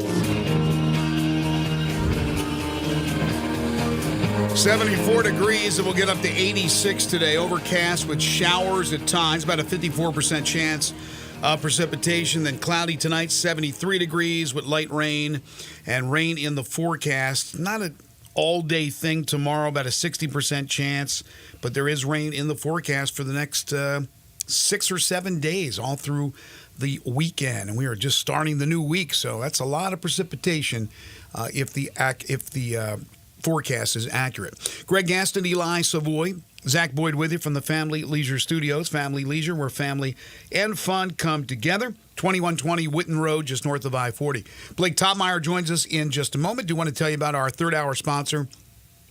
And that is the fine folks at Jenkins Floors and More, now open with their new warehouse in Horn Lake at 2356 Goodman Road. They also have stores in Little Rock and Cleveland, Mississippi. Look, if you need flooring and carpeting, do yourself a favor. Head over to Jenkins. They have everything you need, top of the line, but they also sell it wholesale. So they'll skip the middleman, save you lots of money on hardwoods from Porter Craft, carpeting from Southern Luxury Carpet, backsplashes for your kitchens and bathrooms, plantation shutters and blinds, ceramic and porcelain tiles, and the SPC and WPC vinyls, which are top of the line, scratch resistant, waterproof.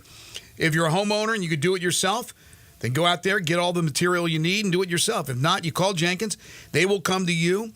They will give you a free estimate, and they'll do the job in a 2-week turnaround. But it's also for commercial, so contractors out there, you're going to save a lot of money. Give them a call at 662-469-9350. They're open Monday through Saturday. Tell them you heard it here on Sports 56 Mornings. Or stop by any of their 3 locations, including 2356 Goodman Road in Horn Lake. That's their new warehouse. It's Jenkins Floors and More. Without further ado, he is the SEC columnist for USA Today Network. He is Blake Topmeyer. You can follow him on Twitter at @BTopmeyer. He joins us now on Sports 56 Mornings. Hey, Blake. Hey, how you doing? Doing good. What did you think of Dallas as the host site for SEC Media Days? So I actually covered Media Days from afar this year, so I guess that's what tells you a little bit of what I think about the SEC Media Days, taking the show to Dallas. And as I understand it, that sort of matches the attitude of many in the media about this event going to Dallas. From what I understand from folks who were there, very strong media contingent from the Texas and Oklahoma corners, which I think the SEC probably expected. But, you know, a lot of your traditional rank and file who've covered this conference for a long time and are more accustomed to the event being, you know, most oftentimes in the Birmingham area. For the last couple of years, they've taken the show on the road to Atlanta or Nashville. But a lot of that traditional guard was missing, from what I understand from the event this year. So I think to be expected, you know, when you take it on the road to Dallas. And, you know, I don't agree with the SEC's decision to do that. But, you know, I also understand they're trying to roll out the welcome mat for a couple new teams. It ended up being a pretty uneventful SEC Media Day. There really wasn't a whole lot really to come out of it. There's no controversy. There's nothing. I mean, other than the fact that it's kind of that official Texas and Oklahoma welcome, there really wasn't a whole lot to it. No, and that sort of sums up what Media Days have become, quite frankly. I mean, more of the news, more of the interest, I think, comes from SEC spring meetings and that week of Memorial Day. You know, that was an event that I was at again this year. And, you know, you get better access to the newsmakers at that event. You know, the coaches also talk at that event, but I think they're more relaxed, more comfortable because, you know, they're not televised. They're not speaking for behalf of the SEC network.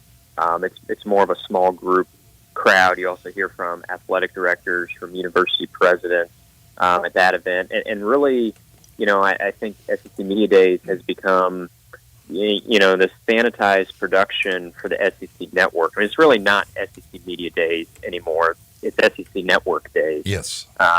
Now. And, you know, and that's just what it is. It's a 4-day television show for the SEC Network. It's programming for them. I mean, I think it's very telling that Nick Saban stole the show of Media Days. I mean, it's telling on a couple fronts. One, it says that not a lot of real news happened, right? That a retired coach was sort of the headliner of Media Days, but it also speaks to Saban's celebrity status. I mean, even though he's changed roles now, he's retired from the sideline, he is still the biggest name in SEC football. Now that, you know, may eventually change. I mean, Kirby Smart's got a couple national championships. Kalen DeBoer coming off of a national championship appearance and stepping into the SEC. Steve Sarkisian, you know, has Texas on the rise. There are some opportunities for different guys to kind of step into those shoes. But, you know, as we sit here today, Saban is still the big name in SEC football, even as he opines for ESPN at this point. Yeah, that's a great point. And there are opportunities for the future with some of these coaches, especially if any of them have personalities. But I question whether or not the majority of them have personalities. There is no Mike Leach. There is no Steve Spurrier. There is no Nick Saban. And you need colorful characters as head coaches because you're probably not going to get much from the players individually. You may get a few good stories, but you want these coaches to be colorful and interesting, and it's just not the case right now. Well, and Saban, he transcended being Alabama's football coach, as big of a role as that is. He transcended that and really became, for better or worse, the voice of college football. And he was somebody, who could sit down on 60 Minutes and talk to a completely different audience than he talks to on College Game Day. In his role as Alabama's coach, he could do both. He could reach your average fan who maybe wasn't, a college football diehard, but they still knew who Nick Saban was, and when he spoke, he resonated. And he set the narrative for a lot of the key topics in college football. And like I said, sometimes I think that was for the better, and sometimes not so much. I think Saban was probably right on the big issues more times than not, but he spoke for the coaches. Like, I think that's the voice that's missing now. Whether you always agreed with the coaches or not, sometimes I did, sometimes I didn't, but you felt like what Saban was saying was a pretty good litmus test, a pretty good cross-section of what coaches were thinking. And I do think that voice is sort of lacking a little bit right now, but I'm sure someone will step into that role. It does take some time, though. It's funny because really, now that it became a topic of conversation, especially with the players, but in a lot of ways, the SEC Media Days were overshadowed by the release of a video game. Yeah, I think that's probably true. And I think a lot of that is, to a certain degree, media-driven, quite frankly. Like, yeah. I think EA Sports did a great job of connecting with some key voices that cover college football, and getting them access to the game and pushing that narrative. But we also have to think, like, a lot of our top voices covering college football are like 30-something-year-old men. I fit into that demographic as well.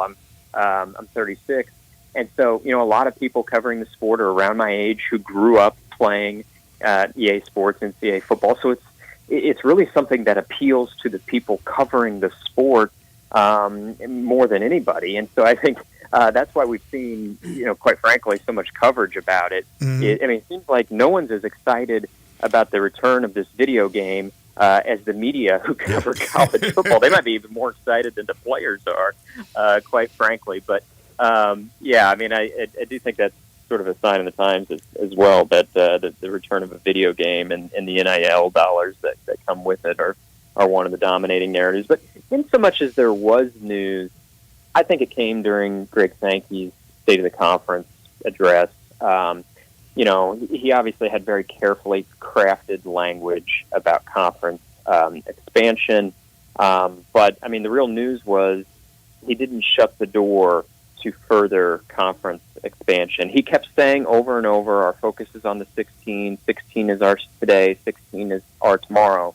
And that all sounds like a clever little line. But when his feet were held to the fire, it was a reporter from ESPN, I forget which one, asked him point blank, Greg, when you say 16 is our tomorrow, do you just mean like literally tomorrow, or do you mean long term 16 is the number for the SEC?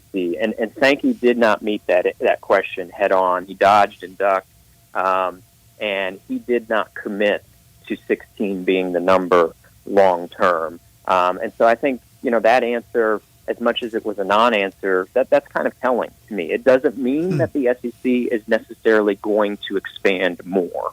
What it does mean, though, is that this commitment to 16 really doesn't last any longer than the here and now. I think we've seen the SEC in the past. If the right opportunities come to their doorstep, they will consider it, and if they think it's a smart move, they will act. The SEC is not going to get involved in the ACC's ongoing disputes with some of its memberships. The SEC is not going to enter into those courtroom battles that Right. Florida State and Clemson have going on. But when the dust settles, if the ACC crumbles, and that's still an if at this point, I do wonder if the SEC will then get off the sideline and say, hey, if someone comes to our doorstep, if someone approaches us with interest, do we see any opportunities for further expansion that makes sense? And maybe they won't. Maybe 16 is the number. But I think what I heard from Sankey last week and sort of his non-answers, in addition to his answers, was if the right opportunity comes to the doorstep and the ACC does crumble, I do think the SEC would have to listen and evaluate whether some further opportunities make sense for them. Blake Tobbmeyer, SEC columnist for USA Today Network, joining us on the Sissy's Log Cabin listener lines. Yeah, we were talking about that earlier, and Eli jumped all over that. I said, I don't know. I don't know if they would reach out and try to bring in Florida State and Clemson. He said no. It would be a fight or a battle to bring those guys in. But I'm with you as far as what he said and didn't say. I thought that was maybe the biggest thing that came out of the 4 days. But I know this is not your avenue, but you pay attention to everything that's going on in college football. These lawsuits are going on. You got the ACC Media Days that just started today. There's a date that they can opt out, Florida State, if they feel they can go somewhere else. I don't know where they would go. What do you think ends up happening? What would be your best guess as to what ends up happening here in the not-too-distant future? My best guess is that Florida State leaves the ACC at some point. I don't know when that's going to happen. I don't think a few years from now Florida State will be in the ACC. I think they've kind of moved past the fork in the road, and they're moving down the path toward an exit. Where do they wind up? That is still a wild card that's out there. I mean, there's three options, right? The Big Ten, the SEC, or the Big 12. I've read all the reports. I'm sure you have too, that the Big Ten and the SEC aren't all that interested. Well, those are also anonymously sourced reports. Doesn't mean it's inaccurate, but I do think that sometimes things that people say anonymously on the front end doesn't always accurately convey reality. I think if the SEC could wave a magic wand, it would keep Clemson and Florida State right where they're at in the ACC, because for the SEC, the status quo works great. The status quo is they're the biggest, baddest, most powerful conference in the land. And so if you can keep the status quo, that's great. But they don't really have the power to control that. If Florida State's bound and determined to get out and threads the needle and is able to do so, then you have to respond however you see fit and think is best. And maybe that's with Florida State winding up in the Big 12 or the Big 10 and not the SEC. But I do think they're determined to get out. Clemson, I think if Florida State goes, Clemson could go with them. And then the question is, what becomes of North Carolina? I think North Carolina truly tops the SEC's wish list of teams that are out there that they could feasibly get. I mean, Notre Dame, I don't think it's going anywhere right now. I think they're going to remain an independent. So let's remove them from the conversation. You take the Irish out, and I think North Carolina would top the SEC wish list. Does that mean they wind up there? I don't know. It depends, I think, if the ACC truly crumbles or do they just lose Florida State. If the ACC is really fracturing, I think it winds up with North Carolina and maybe one more brand in the SEC, and the SEC going to 18. I could see the Big Ten getting off the sideline. They've not, they stretch from coast to coast at this point, but they do not penetrate the South. I think Florida State and Clemson would mean a lot more to the Big Ten than they would to the ACC. And again, I know Brett McMurphy of Action had a report last week that says the Big Ten's not all that interested. Brett's a great reporter, but I do think what people say on the front end of these things is not always match their action on the back end. And quite frankly, we've seen that from the Big Ten. They were playing nice with everybody in the alliance, and behind the scenes, they were working to do some serious destruction. And they did. So, yeah. And that's why, to me, it would be the fight, because, yes, the Big Ten would love to get into the South, and the SEC would want to keep them out of the South. And so I think in the end, both of those would be interested in those teams. That's called a civil war, my friend. Yeah, and I think the SEC's interest, and I think you're hitting it on it there, Eli. I think it's more defense than offense. Like, I don't know how bad the SEC wants either Florida State or Clemson, but if you are worried about the Big Ten coming into your territory and scooping up, two big brands in the South, you might have to play a little defense and at least consider that. So, yeah, what do I think? I think Florida State's going. I don't know where they wind up, but I guess I'm less sure. Does that cause a big domino effect? Do multiple programs follow them out the door, or does the ACC survive pretty much intact with just Florida State only heading for the exits? I think Clemson, is kind of the big domino to watch. If it's Florida State and Clemson doesn't follow, I think the ACC holds intact pretty much as we know it, just minus Florida State. If Clemson follows, then I think you could see a few more dominoes follow Clemson out the door. I don't know. We should have the board game Risk, the college football edition, where you got to be a conference and the world dominance of the conferences.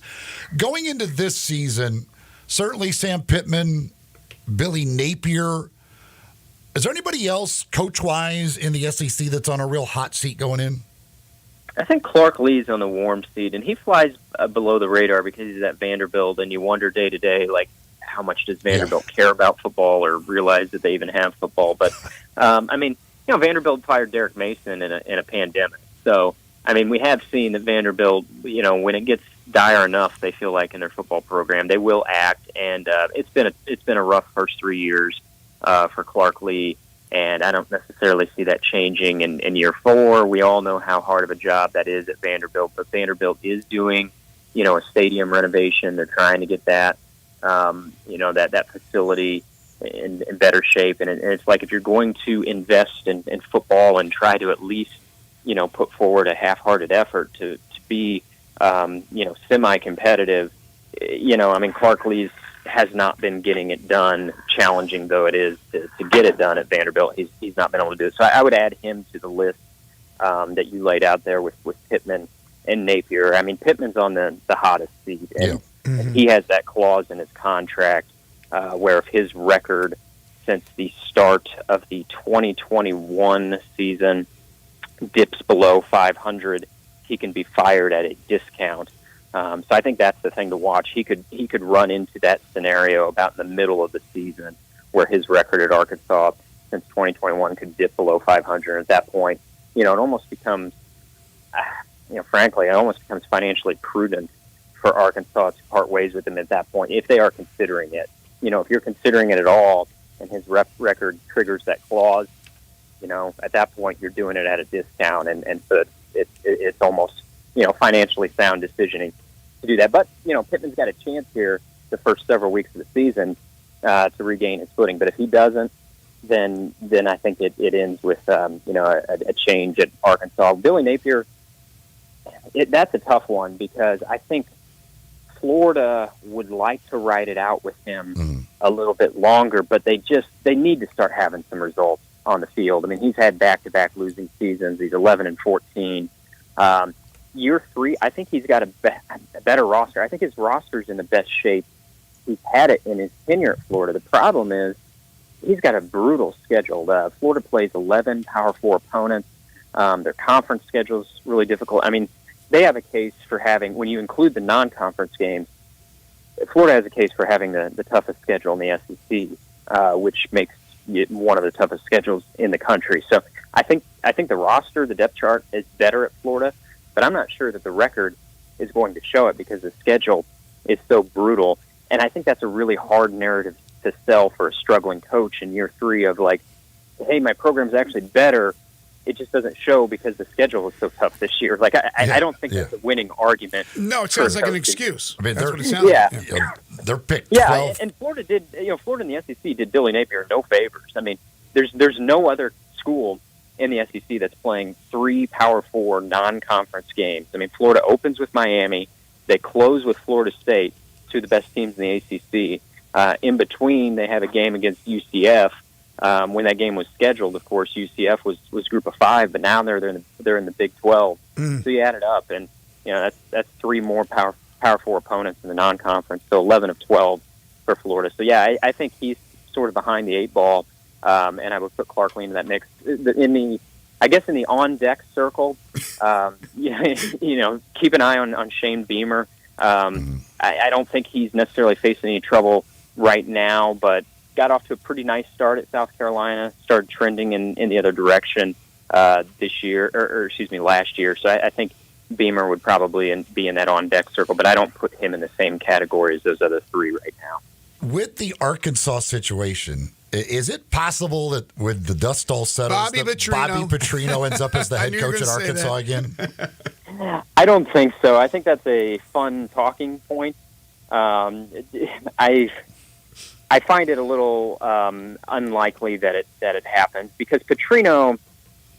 I mean, if this was a few years ago, maybe, but even though he's gained more distance now from that break at Arkansas, he's not really a hot name at this point. His career is already past the crescendo, and he's on the downhill. I mean, it's been several years now since Bobby Petrino was really seen as a hot item. I mean, he's been playing the coordinator game for the past couple years, and Texas A&M's offense was nothing to admire last year, and that's where Petrino was the OC last year. Now, part of that blame can be placed on Jimbo Fisher, sure. Yeah. But, if Pittman's getting fired, that probably means that Petrino really wasn't able to turn around Arkansas's offense either. So that would be back-to-back coordinator gigs where he really wasn't able to turn around the offense if this results in Pittman's firing. Mm-hmm. And then you go back to his tenure at Missouri State, in the FCS ranks, which is what he was doing before he had these coordinator jobs. His tenure at Missouri State started better than it ended. So, yeah, I understand the narrative there because of Petrino's past and what he did at Arkansas, but I would think Arkansas would go in an entirely different direction. I don't think this probably ends with Bobby Petrino in the head chair there. Real quick, Blake, do you have any idea who the two yahoos are that voted Vanderbilt to win the SEC? I wish I did. No. I mean, on the one hand, it's they're making a total mockery of the entire thing. On the other hand, maybe to some degree, this whole event is a mockery. So, to some degree, it's probably apropos. It's not what I would do with my ballot. It wasn't me, to be sure. But, I don't know. And it's not the first time it's happened either. I believe it was either last year or the year before Vanderbilt got votes. So it's probably the same guy or gal every year. Apparently there's two now. They recruited some help this year. Get on board with me. Come on. They're going to start a trend where Vandy one year's picked to win it. The whole thing to get the most votes. How about that? 2 votes for Vanderbilt to win the SEC, 1 vote for South Carolina. Between the two of those teams, they might be fortunate to get about 6 wins. But there's 3 people out there that are picking either Vanderbilt or South Carolina to win the SEC. I've covered enough media days to know that there are a handful of adult beverages consumed in the evenings. Yes, we know that too. And so I question what time these ballots were submitted that had Vanderbilt and South Carolina winning. Yeah, if those were submitted about 2 a.m., I think I know what was happening before those ballots were cast. Fair point. He's Blake Topmeyer, SEC columnist for USA Today Network. You can follow him on Twitter at @BTopmeyer. Thank you, Blake, as always. We'll talk to you down the road. Okay, good catching up. Thanks, guys. Genesis Diamonds, folks, if you're trying to buy some jewelry, or maybe you're thinking about engagement and picking out that perfect engagement ring, get on over to Genesis Diamonds. Let their people help you pick it out. Let them educate you on what you should be looking for in a diamond, what affects pricing, how prices are set on the world market, all of these things. They've got people there that will educate you on this to make you a smarter shopper when you're buying diamonds or really any jewelry, whether it be at Genesis Diamonds or elsewhere. That's what they want to do. They don't have commissioned salespeople. They have people there that are just there to help you pick out that perfect piece of jewelry and to educate you on exactly what it is you're looking for. They'll tell you the truth behind all the different recent trends, things like that are going on. Again, what affects pricing, what you should be looking for. Why is this one $500 and that one's $5,000? These are things they can help you to know what you should be looking for when you're buying jewelry. So don't buy a diamond until you learn the ins and outs from Genesis Diamonds, located at Poplar and Perkins Extended. Unbelievable selection, unbelievable pricing, and unbelievable service. That's what you get at Genesis Diamonds. They're getting closer to the demolition of the West Side Tower at Simmons Bank Liberty Stadium, and I'll tell you how you can watch it when we return. This is Sports 56 Mornings with Greg and Eli on Real Sports Talk, Sports 56 and 98.5 FM. Broadcasting from the Family Leisure Studio, we are Sports 56 and 98.5 FM. Wash your house, wash your office building? Impossible! Not call Wilson's Pro Wash. Your house, fence, driveway, warehouse, store, hotel, even cars and trucks can all be squeaky clean and beautiful after pressure washing by Wilson's Pro Wash. Wilson's specializes in cleaning all hard surfaces, concrete, stone, brick, and mortar, even wood and vinyl siding. Then Wilson's can seal their surfaces so they stay looking brand new. Call Wilson's Pro Wash, 901-524-6799, or online at wilsonsprowash.com. Hi, this is Troy Fiveash, owner of Fiveash Roofing. In these uncertain economic times, there are so many things as a contractor and a business owner that I cannot control. The rising cost of materials, not to mention fuel and transportation costs. In the last 2 years, shingle prices have almost doubled, and commercial materials have doubled. And I don't have to tell you what fuel costs these days. But you know what I can control? How much markup I put on a project. I have always prided myself in knowing I never gouge a customer. But in an effort to ensure my crews have work and my customers are being treated fairly, I have lowered my profit margin, hoping to give you a price you can live with and keeping my crews busy. So if you need a roof or gutters, please give us a call. Five Ash Roofing, fair, honest, and ethical. Five Ash Roofing, a proud sponsor of Tiger Athletics and a member of the Tigers home team. 367-0050 or memphisroofer.com. 367-0050 or memphisroofer.com.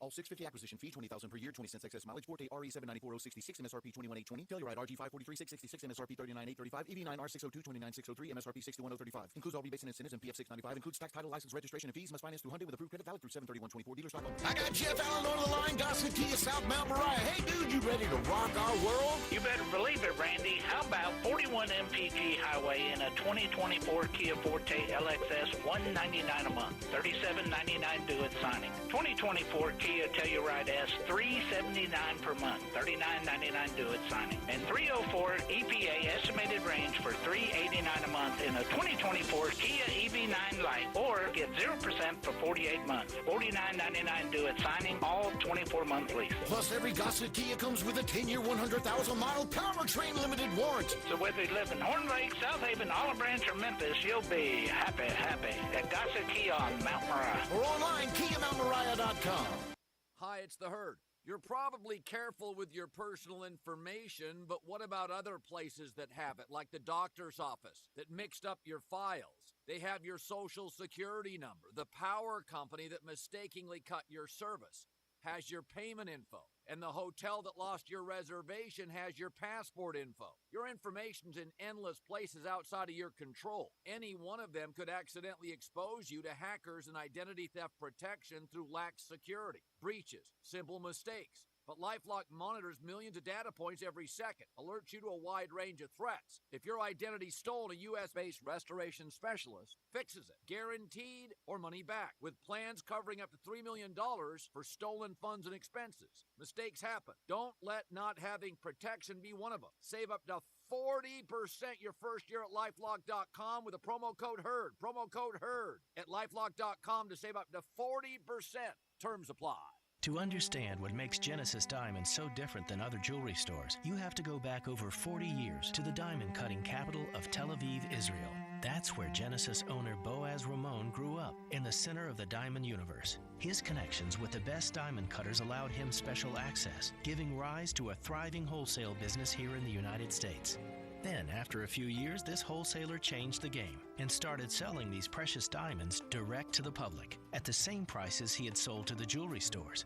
The no middleman concept became an instant success. Today, Genesis Diamonds provides that extraordinary value to people right here in Middle Tennessee, leading the industry with the highest quality diamonds that still come straight from the best cutters, offered at the guaranteed best price of any jewelry store in America. Genesis Diamonds, a truly revolutionary concept with a unique history rooted in quality, committed to excellence, and always focused on value. Genesis Diamonds, luxury premium Rolexes, and popular Perkins Extended.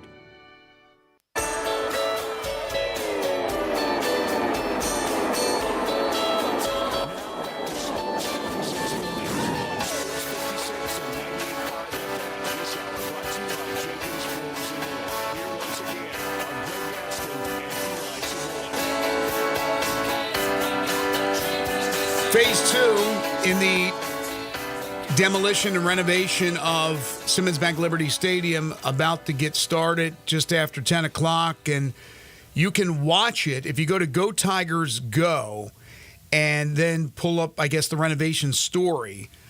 Inside the story, there is a spot where you can click to keep up with the progress through a live camera at the stadium. So you can keep an eye on what's going on. Again, sometime after 10 is supposed to be the wrecking ball to knock down the West Side Tower. Of course, a bulk of the West Side Seating Bowl, that has already been underway. Phase 1, they're still completing. That's not yet completed. But they are starting with Phase 2 today to improve the look of the stadium, provide several modern-day premium seating options. Additional Phase 2 priority elements include creating a unique interior party plaza area for all fans and beginning initial perimeter and halo upgrades to create a hospitality space around the stadium. This is a quote from new AD Dr. Ed Scott. "We are incredibly grateful for the extraordinary gift from the Fred Smith family and the investments from our leadership donors in support of Memphis athletics. With their generosity, our shared vision for Simmons Bank Liberty Stadium is coming to life. We are determined to create one of the best college football game day atmospheres in the country. And while there is still progress to be made, we are well on our way as Phase 2 of the construction begins. There has never been a more exciting time to be a Tiger. We are confident this game-changing renovation establishes our football program, our university, and our city up for unprecedented success." So there you go. Excitement and bulldozing and renovations beginning. Yeah, if you just go to the Tigers Athletics X, they've got the link to the live. They got it too on that? Okay. Yeah, that's what I'm going to do because I don't think I'll be able to get over there in time. The renovation, of course, began with Phase 1. That started, several months ago, which is the existing East Side suite level. They're moving the media, the game day operations, also cameras. Now the angle will be from the correct side that it always should have been.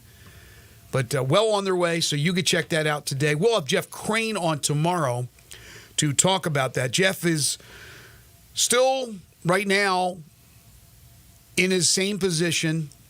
He will meet with Ed Scott, and I'm sure discuss his future. And hopefully his future will continue to be at the University of Memphis.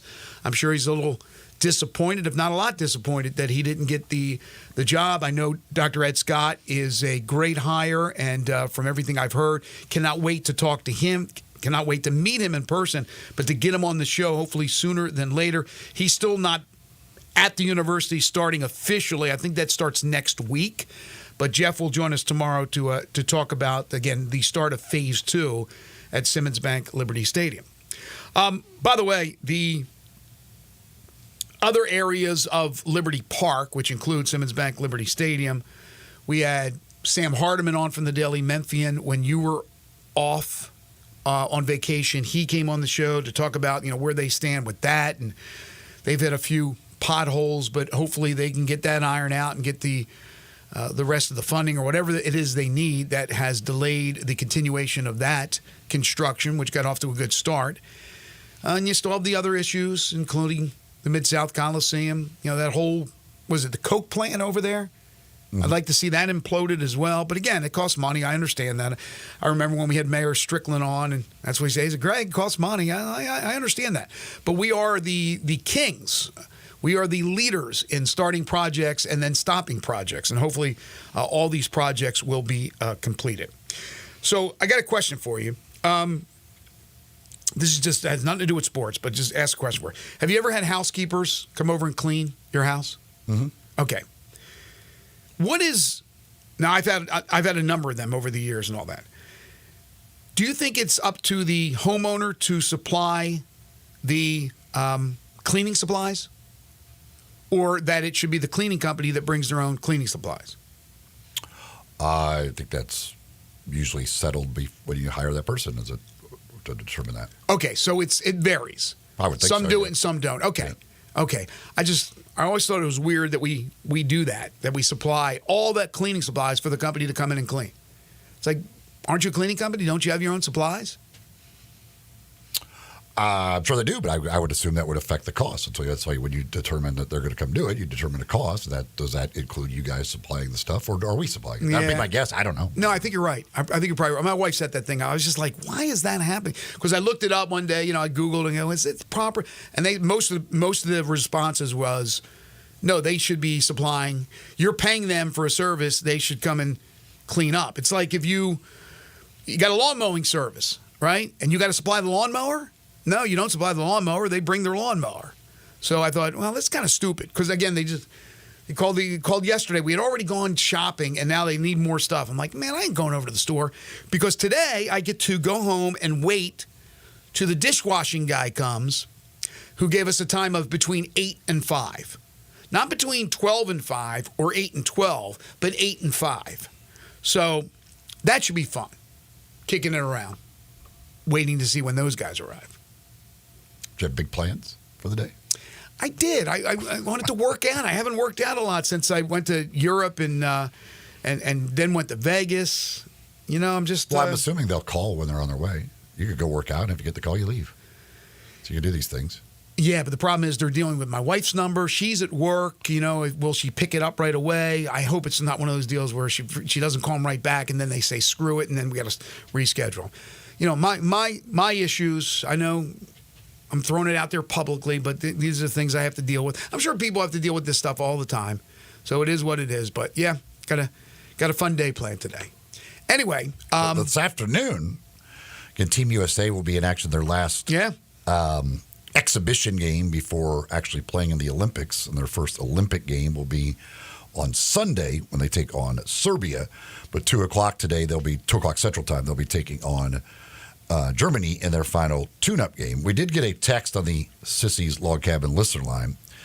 It says, Joel Embiid's NBA game is not good for international basketball. He's a liability on defense, and when he has the ball, the offense is stuck in neutral, and he can't close out on defense. They've looked better when it's been Davis on the floor, even with Adebayo. I know Embiid had a decent game against South Sudan, but I don't know how much. First of all, I don't know what kind of shape he's actually in. I don't think he's in very good shape right now. And I don't know, especially with these exhibition games, I get the impression that Joel Embiid just doesn't give a damn, especially for the exhibition games. That may be the case. I think he's mainly using these to try and kind of get in shape. I think he came in completely out of shape. And he's using these to kind of get in shape, but he doesn't really care about the games. I don't know. I could be completely wrong, but I don't know. We'll see if it changes. If he looks like he maybe cares a little bit more when the actual Olympics start. I have no idea, but it just feels like he doesn't care a whole lot about these games. Well, how should Kerr and the coaching staff and the people that run USA Basketball, how should they look at something like that? When you have a guy who apparently looks like he's using these games. Well, they see him in practice every day. I don't. So they I could be completely wrong. They see him in practice. They know what he's, and they might be fine with the fact, obviously coming off the injury and everything else, that he was out of shape, and understand that he's working himself into shape with these games and through practices. Yeah, I mean, you got a guy like him who's not 100% trying to work himself back into shape. You have Kevin Durant, who was hurt, who's just come back, so probably not 100%.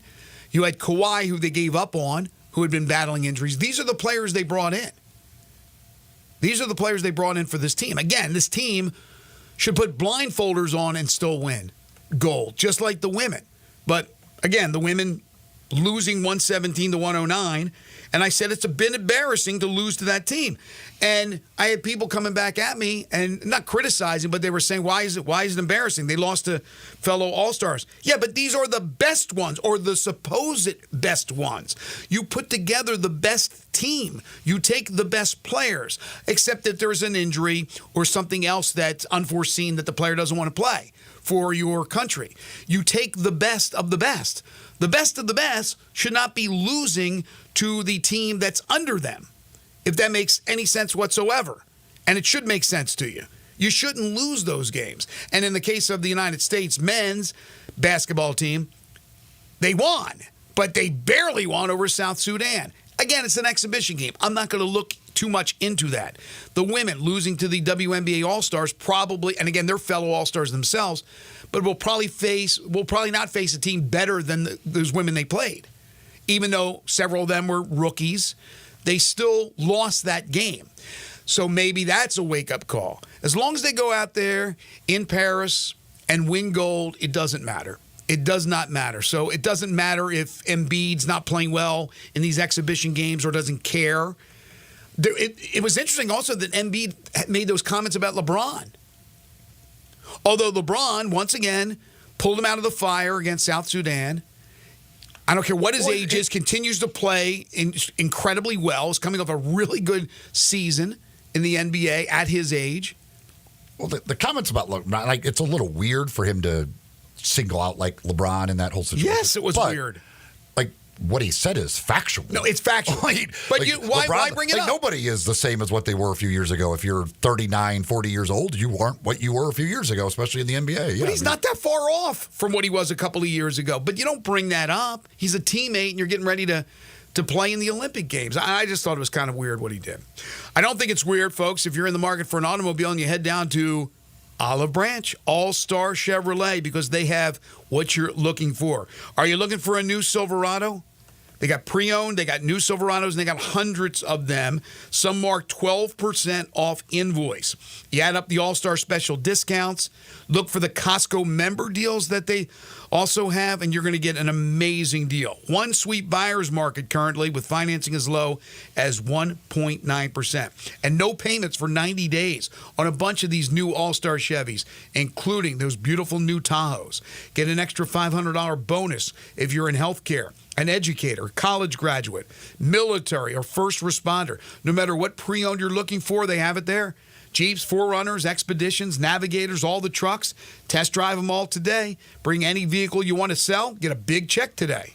So don't miss All-Star Chevy's special summer sale. It's going on right now in Olive Branch, Mississippi. AllStarAutoGroup.com is the website. Check out all their great vehicles, all their great deals. Again, at AllStarAutoGroup.com. We'll take a timeout, come back with our final segment. This is Sports 56 Mornings with Greg and Eli on Real Sports Talk, Sports 56 and 98.5 FM. Broadcasting from the Family Leisure Studio, we are Sports 56 and 98.5 FM. Welcome to the Rendezvous. This is John Vergas. When my dad started the Rendezvous in 1948, I don't think anyone could have imagined we'd still be serving shoulder, cheese plates, and our world-famous dry rub ribs 75 years later. But we are still here in the basement, in an alley in downtown Memphis. We sincerely thank you for making the Rendezvous what it is today. Charlie Vergas Rendezvous, a legendary experience for over 75 years, whether you dine in, pick up, or ship across the country. You or someone you know or care about has dealt with a difficult divorce. When facing divorce, you need the attorneys at Rice Law.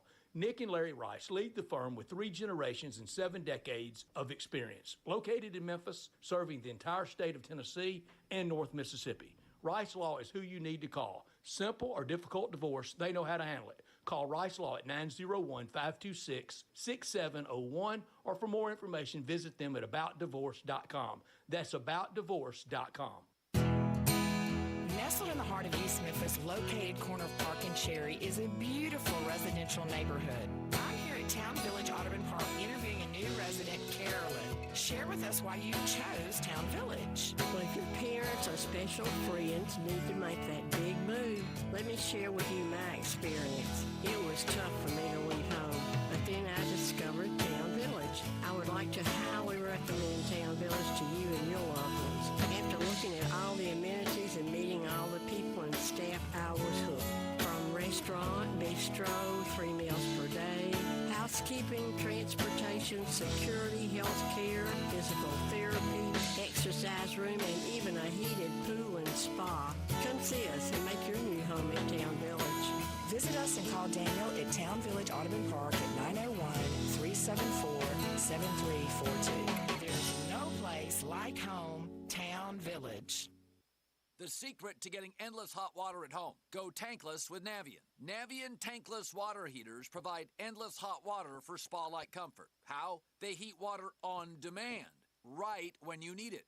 instead of wasting energy by storing it in a tank, which means you get instant hot water that never, ever runs out. Right now, save hundreds on Navien tankless water heaters with local rebates. It's easy. Visit tanklessmadesimple.com. That's tanklessmadesimple.com. When you think about insurance and you want great value without sacrificing great service, I want you to think one place: the Eflin Insurance and the entire Eflin Insurance team. Matt and his group of professionals will access 10 leading companies to find the right home and auto program that fits your budget and your absolute needs. The Eflin Insurance team, the number 386-GER, 386-4777. Now back to Sports 56 Mornings on Sports 56 and 98.5 FM. This hour brought to you by Jenkins Floors and More. Here once again are Greg Gaston and Eli Savoy.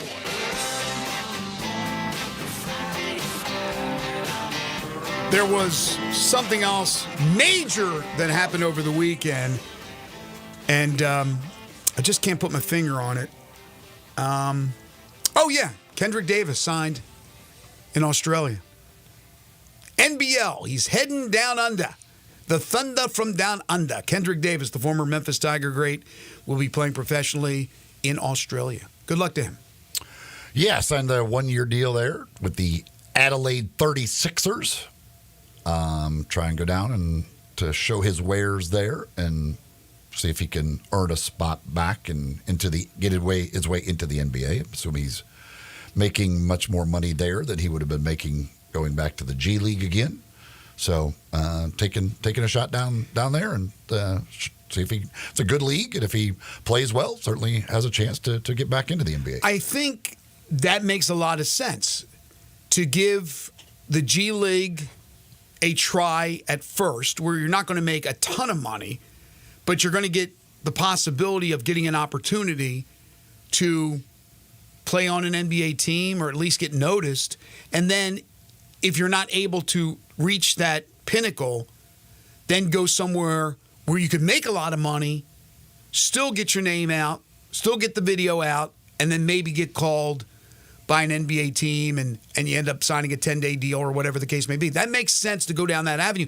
Probably the avenue David Jones is going down, right? G League this first year. We'll see where he goes from there. And if it's not quite... He's got a two-way deal, so he's making... That's true. That's true. More money. But he could also go somewhere and make a lot of money if it's one of the premier... the best leagues around the world. I know in China, certainly. Australia's a really good one. I think Israel is another good one. But there are leagues in every country. I was looking at the rosters for TBT, the basketball tournament, and the players, and a lot of them are names that you remember from college. Some have even played in the NBA, but a lot of them have made their money overseas and the different leagues that they played in. I mentioned Jeremiah Martin's playing for the Wichita State alumni team because there is no Memphis alumni team this year in TBT. He played in Russia last year. So there are leagues everywhere.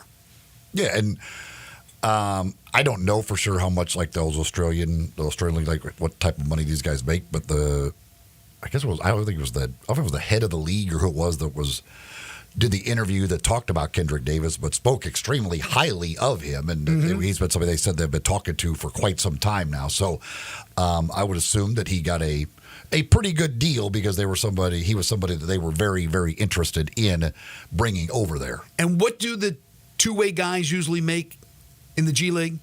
Two-way guys make, that's whatever. It's a half of the rookie minimum. It's 500-something thousand this year. I don't know I'm not sure exactly what the rookie minimum. Last year it was 510,000 or 512,000, something like that, for a full two-way deal. Okay.